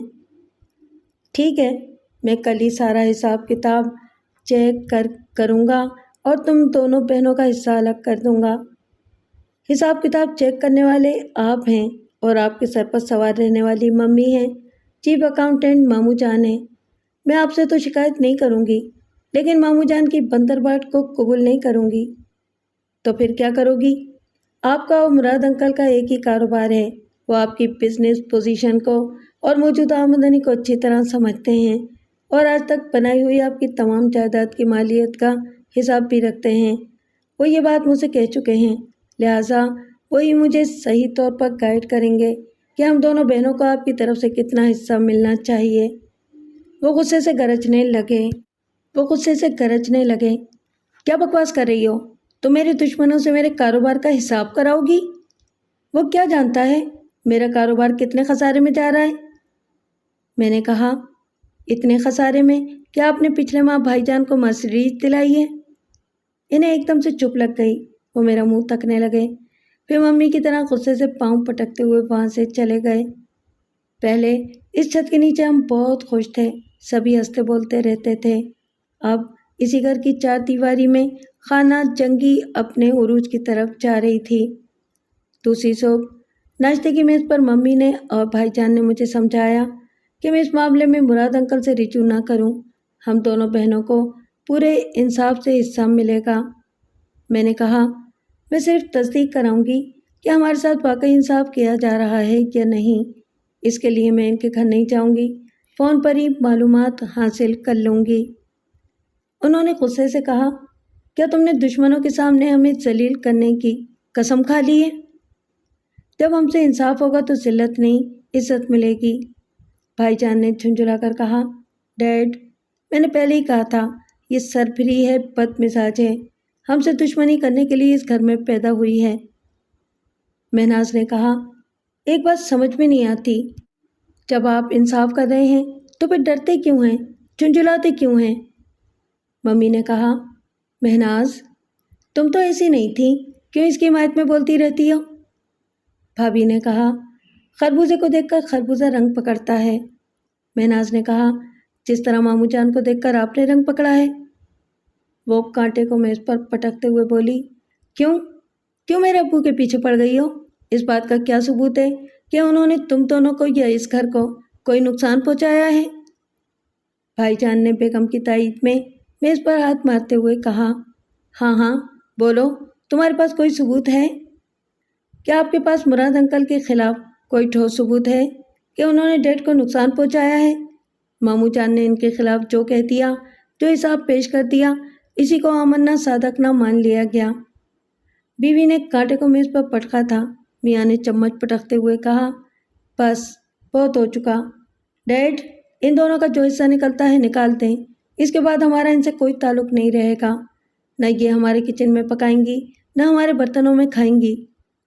मैंने कहा, और एक बात का इजाफा करें कि हम इस छत के नीचे भी नहीं रहेंगे। मम्मी ने गुस्से से पूछा, यहाँ नहीं रहोगी तो बहनाज को लेकर कहाँ जाओगी? जब हम यहाँ नहीं खाएंगे तो क्या बाहर होटल में जाकर खाएंगे? हम आपकी बेटियाँ हैं, क्या हिस्सा मिलने के बाद हमारा आपसे रिश्ता ख़त्म हो जाएगा? खिसियानी बिल्ली खंबा नोचती है भाईजान। आप झुंझुलाकर उल्टा सीधा हुक्म दे रहे हैं। बहनाज कुर्सी से उठते हुए बोली, यह हमारे बाप का घर है, देखती हूँ कौन हमारा दाना पानी बंद करता है। वो पलट कर जाने लगी, तभी उसने एक आवाज़ के साथ गहरी सांस खींची। मैं समझ गई इसकी सांसें रुक रही हैं। वो सीने पर हाथ रखकर गहरी गहरी सांसें खींचने की कोशिश कर रही थी। इसे इन्हेलर की ज़रूरत थी। मैं फ़ौरन नींद तोड़ती हुई इसके बेडरूम से इन्हेलर ले आई। वो इसके ज़रिए अपनी सांसें बहाल करने लगी। इस वक्त तक मम्मी, टेटी, नात्रा भाभी और भाईजान बेहिस बने अपनी अपनी कुर्सियों पर बैठे हुए थे। बेशक वो इसकी सांसें बहाल नहीं कर सकते थे, लेकिन करीब आकर इसे थपक सकते थे, हौसला दे सकते थे। इनकी बेहसी और इख्तिलाफात इस हद तक बढ़ गए थे कि उन्होंने बेटियों को झूठी हमदर्दियों से भी महरूम कर दिया है। दूसरे दिन डैड ने हम बहनों को सबके सामने बुलाया। एक कागज़ मेज़ पर रखते हुए कहा, मैंने खुद ही अपना तमाम हिसाब चेक किया है। मेरी मौजूदा आमदनी और अब तक की जायदाद के मुताबिक तुम में से हर एक का हिस्सा 25 लाख रुपए निकलता है। तुम दोनों को 50 लाख मिलेंगे। अभी मेरे सामने मुराद शाह को फ़ोन करो और पूछो कि मैंने इंसाफ किया है या नहीं। मैं फ़ोन के पास बैठ गई, रिसीवर उठाकर नंबर डायल करने लगी। उन्होंने कहा, और मेरे होते हुए उससे ज़्यादा बात ना करना। अगर वो मेरे इंसाफ को गलत कहेगा तो फिर मैं उसे चैलेंज करूँगा। वो कभी साबित नहीं कर सकेगा कि मैं तुम दोनों से नाइंसाफ़ी कर रहा हूँ। राब्ता होने पर मैंने कहा, अंकल, आपको मालूम है कि हमें हमारा हिस्सा मिलने वाला था। आज डैडी 25 लाख रुपए के हिसाब से हम दोनों बहनों को 50 लाख दे रहे हैं। क्या ये दुरुस्त है? उन्होंने कहा, बेटे, मैं तो 22 लाख का अंदाज़ा कर रहा था। अगर वो 25 लाख के हिसाब से दे रहा है तो बिल्कुल दुरुस्त है, इसे कबूल कर लो। शुक्रिया अंकल। आप दुश्मन बनकर डैड को गलत भी कह सकते थे, लेकिन बड़ी सच्चाई और फराग दिली से इन्हें मुंसिफ कह रहे हैं। बेटे, तुम मेरे मशवरों पर चलती हो, इसलिए एक मशवरा और देता हूँ। 1 हफ्ते के अंदर रकम वसूल कर लो और पूरी रकम को फिक्स डिपॉजिट में रखो। खुदा तुम्हारे डैड को लंबी उम्र दे। जब तक वो जिंदा हैं तुम्हें बैंक से रकम निकालने की ज़रूरत पेश नहीं आएगी।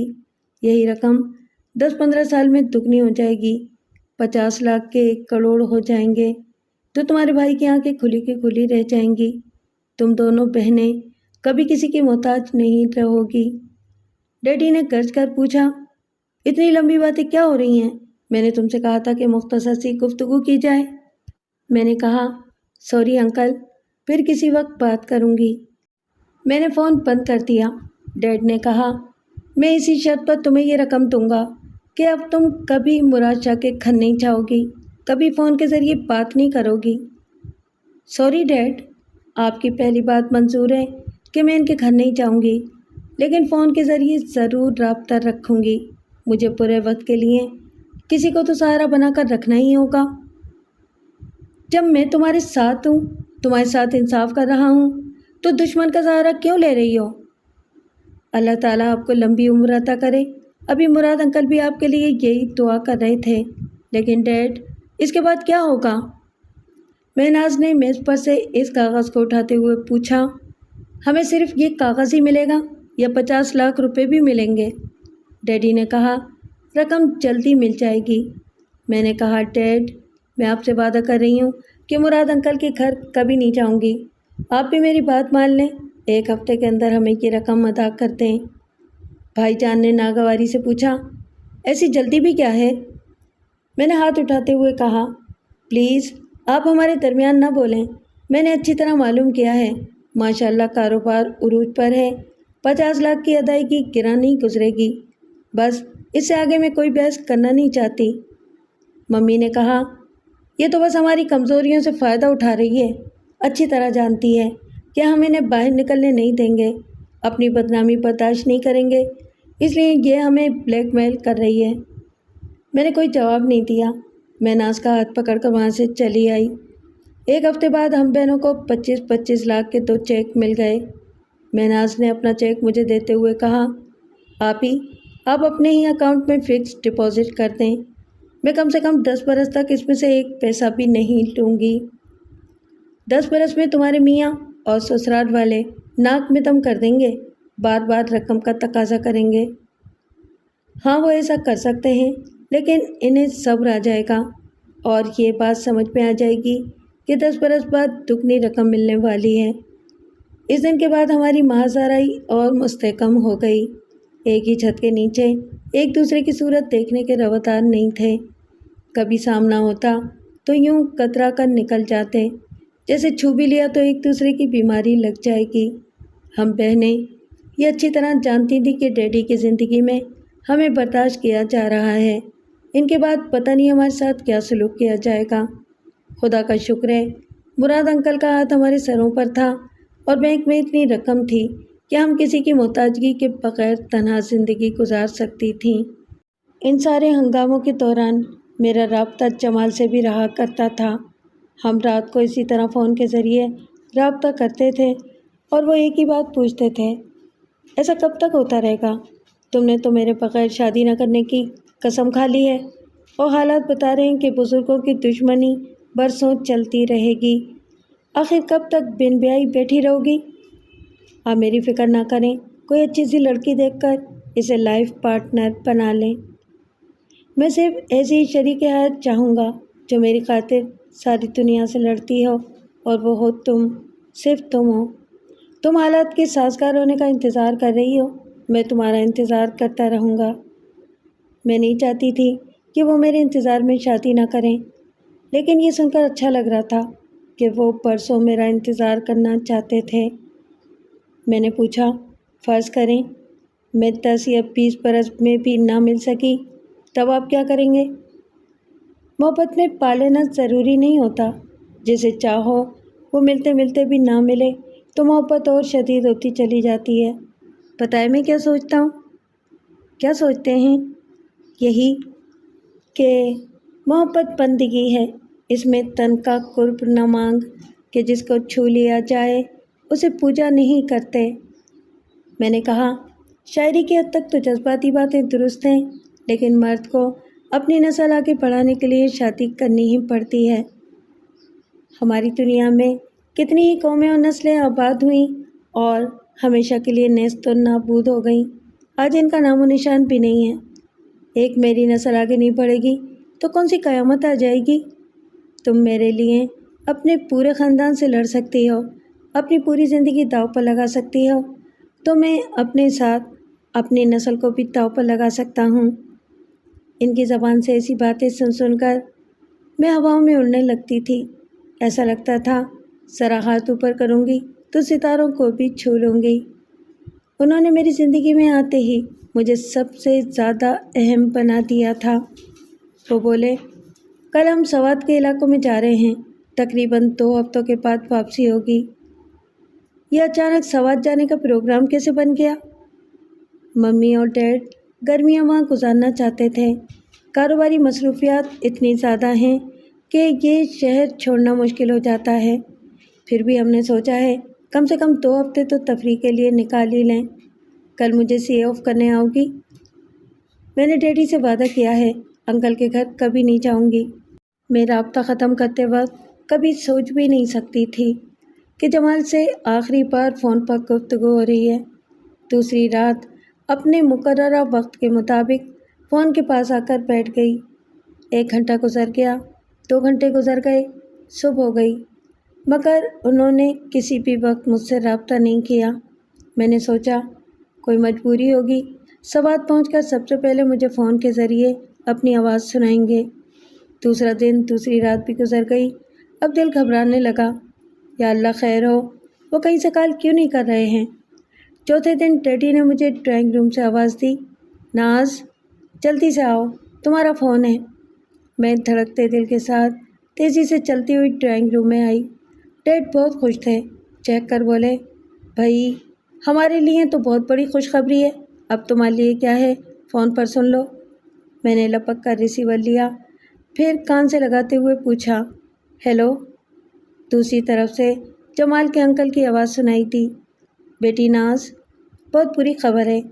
میں جانتا ہوں کہ تم جمال کو کس قدر چاہتی ہو، پتہ نہیں یہ صدمہ کیسے برداشت کرو گی، لیکن بتانا تو ہوگا ہی۔ بھائی جان، بھابھی جان اور جمال پہاڑی راستے میں ہلاک ہو گئے ہیں۔ ان کی گاڑی سینکڑوں فٹ کی بلندی سے نیچے ایسی کھائی میں گری ہے کہ ان کی لاشوں کا بھی پتہ نہیں چل رہا ہے۔ میرے حلق سے ایک زور کی چیخ نکلی، نہیں، یہ نہیں ہو سکتا، وہ نہیں مر سکتے، وہ کبھی نہیں مر سکتے، مجھے چھوڑ کر کہیں نہیں جا سکتے۔ میں فون پر رونے لگی، ان سے التجا کرنے لگی، انکل خدا کے لیے کہتے ہیں یہ سب جھوٹ ہے، انہیں کچھ نہیں ہوا ہے، وہ سب زندہ سلامت ہیں۔ بیٹی ہونی ہو کر رہتی ہے، جو ہونا تھا وہ ہو چکا ہے، ہم بھی صبر کر رہے ہیں، تمہیں بھی صبر کرنا ہوگا، اس کے سوا کوئی چارہ نہیں ہے۔ ریسیور میرے ہاتھ سے چھوٹ گیا، میں چکرا کر صوفے پر بیٹھ گئی۔ یہ کیسا فریب تھا؟ زندگی تو تمام عمر فریب دیتی ہی رہتی ہے، موت نے بھی یہ کیسا فریب دیا تھا۔ میں اس چبوترے پر اپنے پاس بیٹھے ہوئے جمال کو دیکھ رہی تھی، پچھلے 40 برس سے ان کی موت کا فریب کھاتی رہی تھی، اب وہ اچانک ہی موت کی تاریکی سے نکل کر سامنے آ گئے تھے۔ انہیں دوبارہ پا لینے کا یقین ہونے کے بعد ایسا لگ رہا تھا جیسے صدیوں کے فاصلے مٹ گئے ہوں۔ 40 برس کیسے گزر گئے پتہ ہی نہ چلا، یوں لگ رہا تھا کہ صبح جو جھوٹ تھا وہ شام کو سچ ہو گیا ہے۔ یہ وقت بھی کیا چیز ہے، رلاتا ہی رہتا ہے، بس رلاتا ہی رہتا ہے، پھر ایک پل میں مسکرا کر صدیوں کے آنسو پونچھ ڈالتا ہے۔ میں نے پوچھا، کیا ہو گیا تھا، آپ کہاں گم ہو گئے تھے؟ انہوں نے ایک گہری سانس لے کر کہا، اسے مقدر کی ہیرا پھیری سمجھو، تقدیر نے ہمیں بھٹکا دیا تھا، اتنے برس تک گردش میں رہنا تھا، شاید ہم گردش سے نکل آئے ہیں۔ میں نے تم سے ایک وعدہ کیا تھا، سفر کے دوران جہاں بھی موقع ملے گا تم سے رابطہ کروں گا، لیکن اس رات موقع نہ ملا۔ انہوں نے ایک ذرا توقف سے کہا، دوسرے دن ہم مالاکنڈ ایجنسی پہنچے۔ ڈیڈ نے اپنے مینیجر سے فون پر رابطہ کیا تو اس نے کہا کہ ہم نے 10ویں جماعت کی ایک ٹیکسٹ بک شائع کرنے کے لیے جو کوٹیشن دیا تھا وہ منظور ہو چکا ہے۔ جمال میاں کو پیپر سائن کرنے کے لیے فوراً یہاں آنا ہوگا۔ ڈیڈ نے خوش ہو کر کہا، ہمیں ایک ہی کتاب کے ذریعے لاکھوں روپے کمانے کا موقع مل رہا ہے، ابھی یہاں سے واپس جانا چاہیے، وہاں تمہیں ضروری کاغذات سائن کرنے ہوں گے۔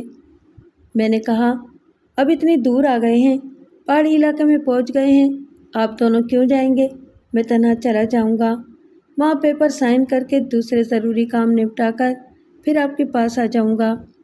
انہوں نے کہا، ٹھیک ہے، تم گاڑی لے جاؤ، ہم کسی کوچ میں چلے جائیں گے۔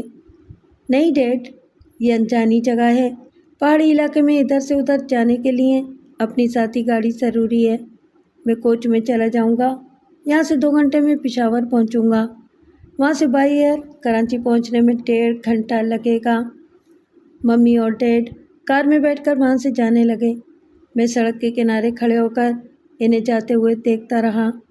میرے ایک طرف میدانی علاقہ اور پہاڑیاں تھیں اور دوسری طرف گہری کھائی تھی۔ مالاکنڈ کے تمام راستے ایسے ہی ہیں، ایک طرف پہاڑی ہوتی ہے، دوسری طرف گہری کھائی، کہیں 10 فٹ اور کہیں 12 فٹ چوڑی سڑک ہوتی ہے، اسی پر سے تمام چھوٹی بڑی گاڑیاں گزرتی رہتی ہیں۔ مالاکنڈ کا راستہ جتنا پختہ ہے اتنا ہی خطرناک بھی ہے، ہر 2 منٹ کے بعد خطرناک موڑ آتے رہتے ہیں۔ ڈیڈی کی کار اسی سڑک پر جا رہی تھی، ایسے ہی وقت شاید ان کے ہاتھ سے اسٹیئرنگ بہک گیا، کار ذرا ادھر سے ادھر ہوئی، پھر نیچے گہری کھائی میں گرتی چلی گئی۔ میرے حلق سے ایک چیخ نکلی، मैं दौड़ता हुआ इधर जाने लगा। मम्मी और डैड को आवाज़ें देने लगा, मगर वो मेरी आवाज़ों से बहुत दूर जा चुके थे। इतनी गहरी खाई में पहुंच चुके थे कि ज़िंदगी की तरफ कभी लौट कर नहीं आ सकते थे। जमाल इतना कहकर चुप हो गए, सर झुकाए बैठे रहे। शायद माँ बाप की मौत का गम ताज़ा हो गया था। मैंने पूछा, आपने मुझसे रब्ता क्यों नहीं किया? मैं पुलिस और वहाँ के रज़ाकारों के साथ मसरूफ़ हो गया था। वो कोशिशें कर रहे थे कि गहरी खाई से लाशें निकाल कर लाई जा सकती हैं, लेकिन इंतहाई पस्ती में कदावर घनी कांटेदार झाड़ियाँ थीं। वहाँ तक कोई नहीं जा सकता था। दोपहर से शाम और शाम से दूसरी सुबह हो गई। तब मायूसी हुई कि इनकी लाशें नहीं मिल सकेंगी। फिर मैंने फ़ोन पर तुमसे रब्ता किया तो तुम्हारे भाईजान की आवाज़ सुनाई थी। उन्होंने गुस्से से गालियाँ दी और कहा कि ज़रा भी गैरत है तो दोबारा यहाँ फ़ोन न करना। उन्होंने एक गहरी सांस लेते हुए कहा, मैं समझ गया, वो कभी तुमसे बात करने नहीं देंगे। बेहतर यही है कि रात के वक्त फ़ोन किया जाए। मैंने कहा, आपके अंकल ने फ़ोन पर इतला दी थी कि आप तीनों इस हादसे का शिकार हो गए हैं।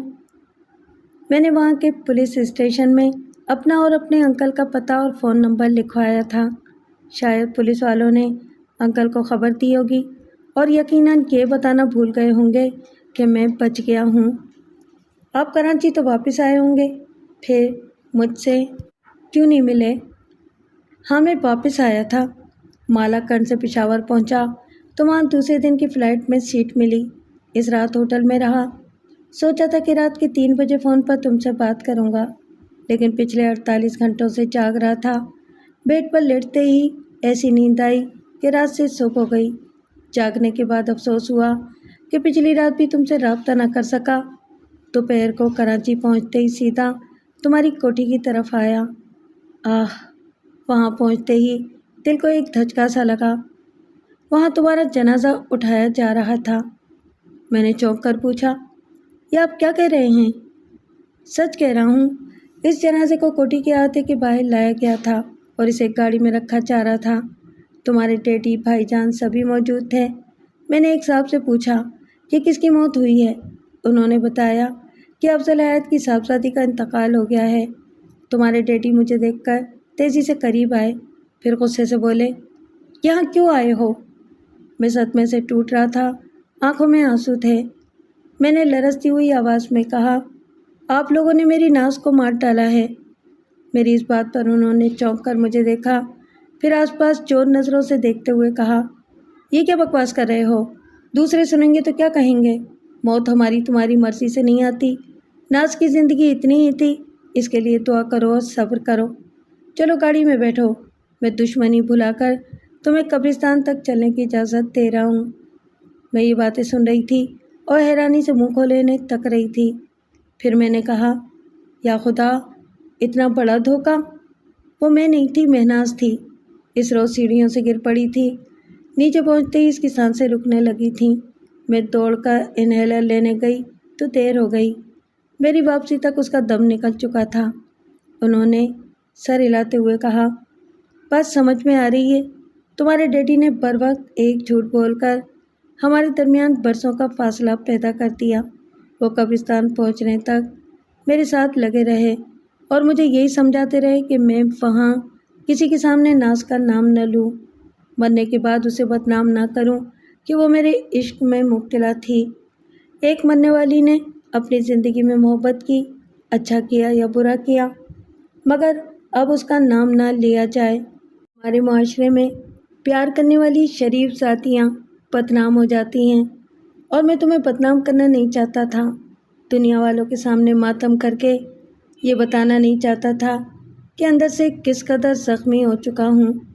मैंने पूछा, आपको एक ज़रा ख्याल नहीं आया कि मेरी एक बहन महनाज है, उसका इंतकाल हो सकता है? कैसे ख्याल आता? तुम्हारे डैडी और भाईजान ने पहले ही आंसू बहाकर तुम्हारा नाम लेकर ये यकीन दिला दिया था कि मौत तुम्हारी ही हुई है। फिर मैं तुम्हारी बहन के बारे में क्यों सोचता? आपने इस रात भी यही सोचकर फ़ोन नहीं किया ना कि मैं मर चुकी हूँ? मैं इस रात फ़ोन के पास ही बैठा रहा था। ऐसा लग रहा था जैसे तुम्हें देख रहा हूँ और अब तब मैं تم سے بات ہونے والی ہے۔ میں بھی اس رات فون کے پاس بیٹھی رہی تھی اور آپ کو یاد کرتی رہی تھی۔ ہائے، یادوں کو یاد نہ کرو، یہ گزرے ہوئے کل سے آتی ہیں، پھر ہمارے آج اور کل کو بے کل کر دیتی ہیں۔ کل کا باسی کھانا کتنا ہی تازہ دکھائی دے، وہ زہر آلود ہوتا ہے۔ باسی یادیں فوڈ پوائزن بن کر جینا حرام کر دیتی ہیں۔ میں اس خاموش فون کو دیکھ دیکھ کر روتی رہی تھی۔ جمال نے کہا، میں بھی فون کو دیکھ رہا تھا، آخر مجھ سے صبر نہ ہو سکا۔ میں نے سوچا کہ جب سننے والا کوئی نہیں ہوتا تو کیا ہم دیواروں سے باتیں نہیں کرتے؟ ہاں کرتے ہیں۔ میں نے ریسیور اٹھا کر تمہارے گھر کے نمبر پنچ کیے، ایک بار نہیں کئی بار رابطہ کیا مگر ناکامی ہوتی رہی۔ ٹیلی فون ایکسچینج میں ڈیٹ کے ایک جاننے والے ہیں، میں نے ان سے کہا کہ ذرا معلوم کیا جائے اس نمبر پر رابطہ کیوں نہیں ہو رہا ہے۔ انہوں نے تھوڑی دیر بعد ہی مجھے بتایا کہ وہ نمبر کسی کمپلین کی وجہ سے بند ہو چکا ہے۔ میں نے کہا، میں نے بھی بے چین ہو کر ریسیور اٹھایا تھا، آپ کے نمبر ڈائل کرنا چاہتی تھی، لیکن اسے کان سے لگاتی پتہ چلا کہ وہ مردہ ہو چکا ہے۔ آپ کے گھر تک میری آواز نہیں پہنچا سکے گا۔ میں نے ایک گہری سانس لے کر کہا، اب پتہ چل رہا ہے، ڈیڈی اور بھائی جان کی سازش تھی، انہوں نے ٹیلی فون کے تار کاٹ دیے تھے۔ پھر دوسرے دن جب فون لگایا گیا تو اس کا نمبر تبدیل ہو چکا تھا۔ انہوں نے بڑے دکھ سے کہا، یہ سب کیا ہوتا رہا؟ میں نے پھر تمہارے گھر فون نہیں کیا، آخر کیوں کرتا؟ میں نے قبرستان کے گیٹ سے قبر تک تمہارے جنازے کو کندھا دیا تھا، پھر میری آنکھوں کے سامنے تمہیں قبر میں اتارا گیا تھا۔ غیر مرد عورت کا آخری دیدار نہیں کرتے۔ تمہارے ڈیڈ و بھائی جان نے دیدار کیا لیکن مجھے نہیں کرنے دیا۔ میں نے لوگوں کی موجودگی میں ضد نہیں کی، پھر یہ دین کے خلاف بھی تھا۔ یا اللہ، میں نے کتنا زبردست دھوکہ کھایا تھا۔ ہم دونوں کو ہی، کچھ تو تقدیر نے اور کچھ ہمارے گھر والوں نے دھوکہ دیا تھا۔ حالات کی ایسی مار پڑی تھی کہ ہمارے سر جھک گئے تھے۔ ہم تھوڑی دیر تک چپ رہے، پھر انہوں نے کہا، ناز، جو ہونا تھا وہ تو ہو گیا، اب ہم دشمنی کرنے والوں کو نہ تو سزا دے سکتے ہیں نہ کوئی شکایت کر سکتے ہیں۔ میں نے کہا، ظلم کرنے والوں کو کبھی کبھی اسی دنیا میں سزا مل جاتی ہے۔ شادی کے 3 برس بعد بھی نادرہ بھابھی ماں نہ بن سکیں تو پہلے ممی کے تیور بدلے، پھر بھائی جان بھی بدل ہونے لگے۔ ایسے وقت ماموں جان نے پھر ایک بار فراڈ کیا۔ بھائی جان نے انہیں پورے حساب کتاب کے ساتھ پکڑ لیا، اپنے دفتر سے ان کی چھٹی کر دی، صاف صاف کہہ دیا کہ انہوں نے جو 10 لاکھ روپے کی ہیرا پھیری کی ہے، اگر وہ رقم ادا نہ کی گئی تو ان کی بیٹی کو طلاق دے دی جائے گی۔ وقت اور حالات کے ساتھ انسان کا مزاج بدلتا رہتا ہے۔ وہی ممی جو بہو کو سر آنکھوں پر بٹھا کر رکھتی تھیں، پوتا یا پوتی نہ ہونے کی وجہ سے انہیں نظروں سے گرا دیا۔ ماموں جان نے بھی وہ 10 لاکھ ادا نہیں کیے اور 5 برس کے بعد بھی بھابھی ماں نہ بن سکیں تو انہیں طلاق دے دی گئی۔ اس دوران میں ڈیڈی کا انتقال ہو چکا تھا۔ ممی بھی پوتا پوتی کی حسرت لیے اس دنیا سے چل بسیں اور بھائی جان میرے سامنے شرمندہ سے رہتے تھے۔ میں نے مشورہ دیا کہ اولاد کے لیے انہیں دوسری شادی کر لینی چاہیے، پھر میں ہی ان کے لیے اپنی پسند سے ایک دلہن لے آئی۔ آج اس بھابھی سے 2 بیٹے اور 2 بیٹیاں ہیں۔ چھوٹا بیٹا یاسر ہے، وہ تو میری جان ہے، دن رات مجھ سے لگا رہتا ہے، ماں سے زیادہ مجھے چاہتا ہے، میرے لیے ان سے لڑتا ہے کہ مجھے اسٹور روم میں کیوں رکھا گیا ہے، مجھ سے گھر کا کام کیوں کرایا جاتا ہے۔ جمال نے چونک کر پوچھا، کیا یہاں تمہارے ساتھ ملازموں جیسا سلوک کیا جاتا ہے؟ میں نے اس بات میں سر ہلا کے کہا، ہاں بھائی جان اپنی فطرت سے باز نہیں آئے۔ 40 برس پہلے میں نے اپنے اکاؤنٹ میں 50 لاکھ روپے جمع کیے تھے، آج وہ 1 کروڑ 20 لاکھ ہو چکے ہیں۔ بھائی جان نے کئی بار اپنے کاروبار کے لیے مجھ سے رقم مانگی لیکن میں نے انکار کر دیا۔ میں نے یہ طے کیا ہے، یا صرف تعلیم سے فارغ ہو کر کوئی کاروبار کرنا چاہے گا تو وہ تمام رقم اسے دوں گی۔ بہرحال بھائی جان پھر میرے دشمن ہو گئے ہیں۔ میں یہاں کھانے پینے اور رہنے سہنے کے سلسلے میں 5000 روپے ماہانہ دیتی ہوں، تب مجھے اسٹور روم میں رہنے کو جگہ ملی ہے۔ میں اپنی کہانی کیا سناؤں؟ میری بات چھوڑیں، اپنی سنائیں۔ کب شادی کی، کتنے بچے ہیں؟ تم نے کب شادی کی اور تمہارے کتنے بچے ہیں؟ میں ایک بار جو بات کہہ دیتی ہوں پتھر کی لکیر بن جاتی ہے۔ میں نے اب تک شادی نہیں کی ہے۔ اور میں نے بھی نہیں کی ہے۔ میں نے چونک کر انہیں دیکھا اور پھر پوچھا، آپ نے شادی نہیں کی؟ اپنی نسل آگے نہیں بڑھائی؟ ہاں، اور دیکھو، ایک شخص کے نسل نہ بڑھانے سے کوئی قیامت تو نہیں آ گئی۔ دنیا اپنے حال میں مست ہے، ویسی کی ویسی رواں تواں ہیں۔ کیا آپ تنہا ہیں؟ نہیں، میرے انکل کے بیٹے بیٹیاں اور بہویں ہیں۔ پھر میری ایک بھتیجی نائلہ ہے۔ جس طرح تمہارا بھتیجا یاسر تمہاری جان ہے، اسی طرح میری نائلہ میری جان ہے۔ اور ہاں، یاد آیا، اس گھر میں ایک ہیرو ٹائپ کا نوجوان ہے، موٹر سائیکل دوڑاتا پھرتا ہے۔ کیا وہی یاسر ہے؟ ہاں وہی ہے۔ کیا آپ نے اسے دیکھا ہے؟ ارے کچھ نہ پوچھو، یہ اوپر والا اسی کا کمرہ ہے نا؟ ادھر میری کوٹھی کی طرف دیکھو، اوپر والا میری بھتیجی کا کمرہ ہے۔ دونوں اپنے کمروں کی کھڑکیوں سے ایک دوسرے کو دیکھتے رہتے ہیں اور موبائل فون کے ذریعے بات کرتے ہیں۔ پھر انہوں نے ایک سرد آہ بھر کر کہا، ہمارے وقت میں یہ موبائل فون نہیں تھا۔ اگر ہوتا تو ہم اتنے برسوں تک ایک دوسرے سے دور نہ رہتے۔ ٹیلی فون کے تار کاٹ کر اور فون کا نمبر بدل کر ہمیں 40 برس کے لیے جدائی کے اندھیرے میں پھینک دیا گیا۔ دروازے پر آہٹ سنائی دی۔ میں نے سر گھما کر دیکھا، وہاں یاسر کھڑا ہوا تھا۔ وہ میرے پاس آ کر چبوترے پر دو زانوں بیٹھتے ہوئے بولا، پھوپھی اماں، آپ تو میرے بلیٹ کا پیکٹ تلاش کرنے آئی تھیں اور یہیں بیٹھی رہ گئیں۔ بیٹے، حضرت موسیٰ کلیم اللہ کے بارے میں کہا گیا ہے کہ وہ آگ لینے گئے تھے، انہیں پیغمبری مل گئی۔ میں تمہارے بلیٹ کا پیکٹ تلاش کرنے آئی تھی اور مجھے یہ مل گئے۔ تمہیں ابھی بتاتی ہوں یہ میرے لیے کتنے اہم ہیں۔ یاسر نے کہا، آپ مجھے کچھ نہ بتائیں، میں وہاں دروازے کے پیچھے کھڑا آپ دونوں کی ساری باتیں سن چکا ہوں۔ خدا کی قسم پھوپھی اماں، آپ نے جیسی محبت کی ہے ویسی نہ میں نے کسی کتاب میں پڑھی ہے اور نہ ہی کسی سے سنی ہے۔ پھر اس نے جمال کو دیکھتے ہوئے کہا، انکل آئی لو یو۔ آپ نے بھی محبت کی انتہا کی ہے۔ آپ دونوں کو دیکھ کر یقین نہیں آ رہا کہ اس بڑھاپے میں کنوارے ہیں۔ میں نے اس کے گال پر ایک ہلکی سی چپت مارتے ہوئے کہا، بس زیادہ نہ بول، یہ تو کھڑکی کے پاس کھڑا کیا کرتا رہتا ہے؟ ان کی بھتیجی کو دیکھتا ہے اور فون پر لمبی لمبی باتیں کرتا ہے۔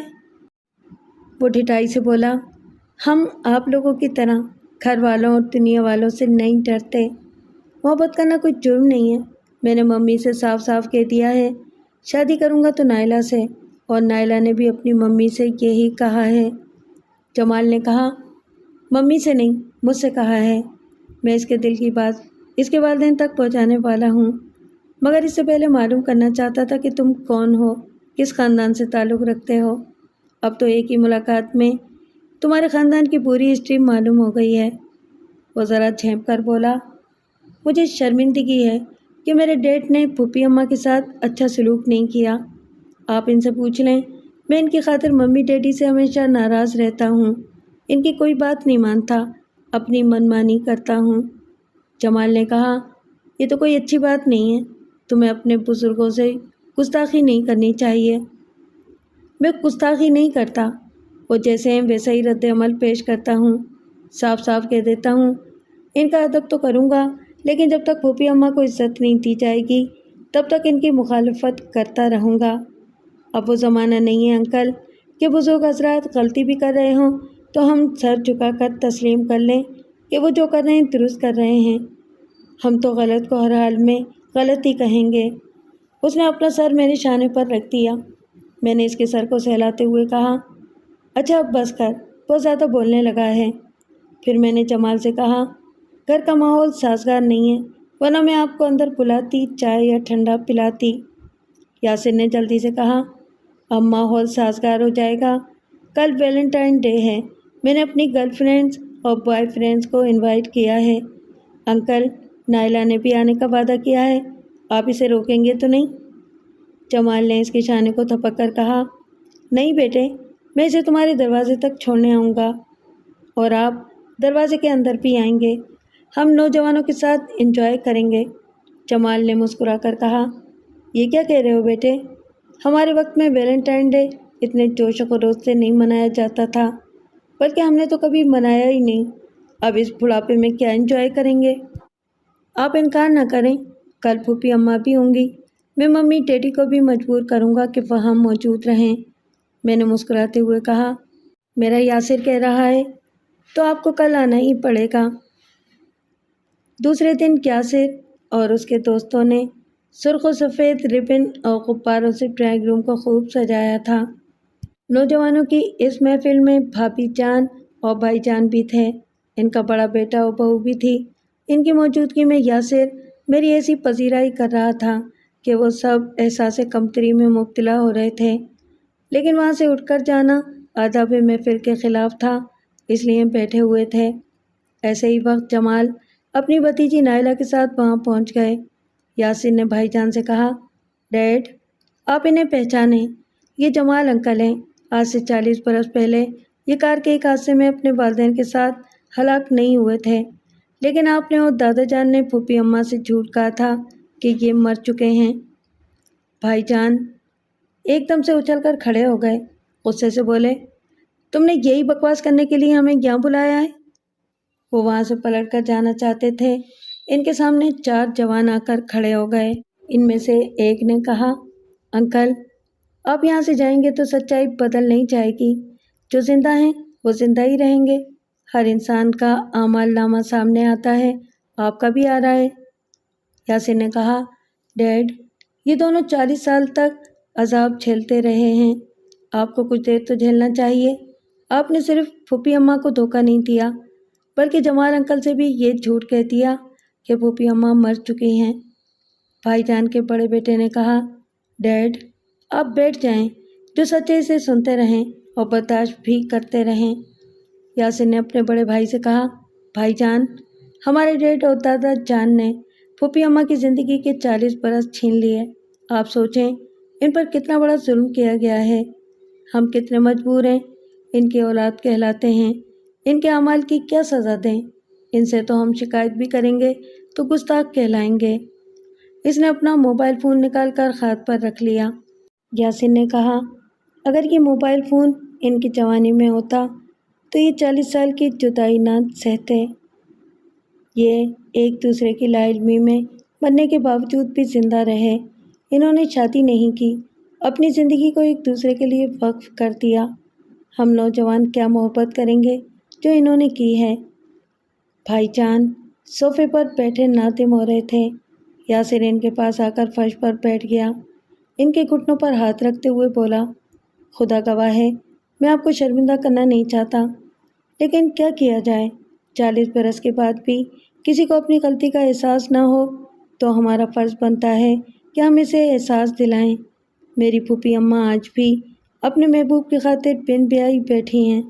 میں آپ سے پوچھتا ہوں، آپ ایک بڑے بھائی کی حیثیت سے اپنا کیا فرض ادا کریں گے؟ میں نے یاسر کے پاس آ کر اس کے بازو کو تھام کر کہا، چلو اٹھو یہاں سے، تم بہت بول رہے ہو۔ اس نے کہا، میں آپ کے لیے انصاف چاہتا ہوں، اگر آپ نے شادی نہ کرنے کی قسم نہ توڑی تو میں بھی کبھی شادی نہیں کروں گا۔ میں نے بری طرح جھانک کر ادھر ادھر دیکھا اور پھر کہا، لڑکے تو پاگل ہوا ہے، کیا مجھے اس بڑھاپے میں شادی کے لیے راضی کرے گا؟ وہ بولا، کیا اس دنیا میں بوڑھوں نے کبھی شادی نہیں کی ہے؟ آپ کی اور انکل کی شادی ہوگی تو کیا یہ نئی اور انوکھی بات ہو جائے گی؟ پھر اس نے نائلہ کو دیکھتے ہوئے پوچھا، تم بولو کیا کہتی ہو؟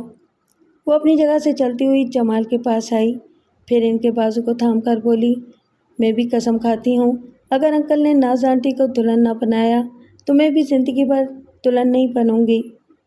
میں کبھی سوچ بھی نہیں سکتی تھی کہ یہ بچے ہمیں اپنی محفل میں بلا کر ایسا تماشا کھڑا کریں گے۔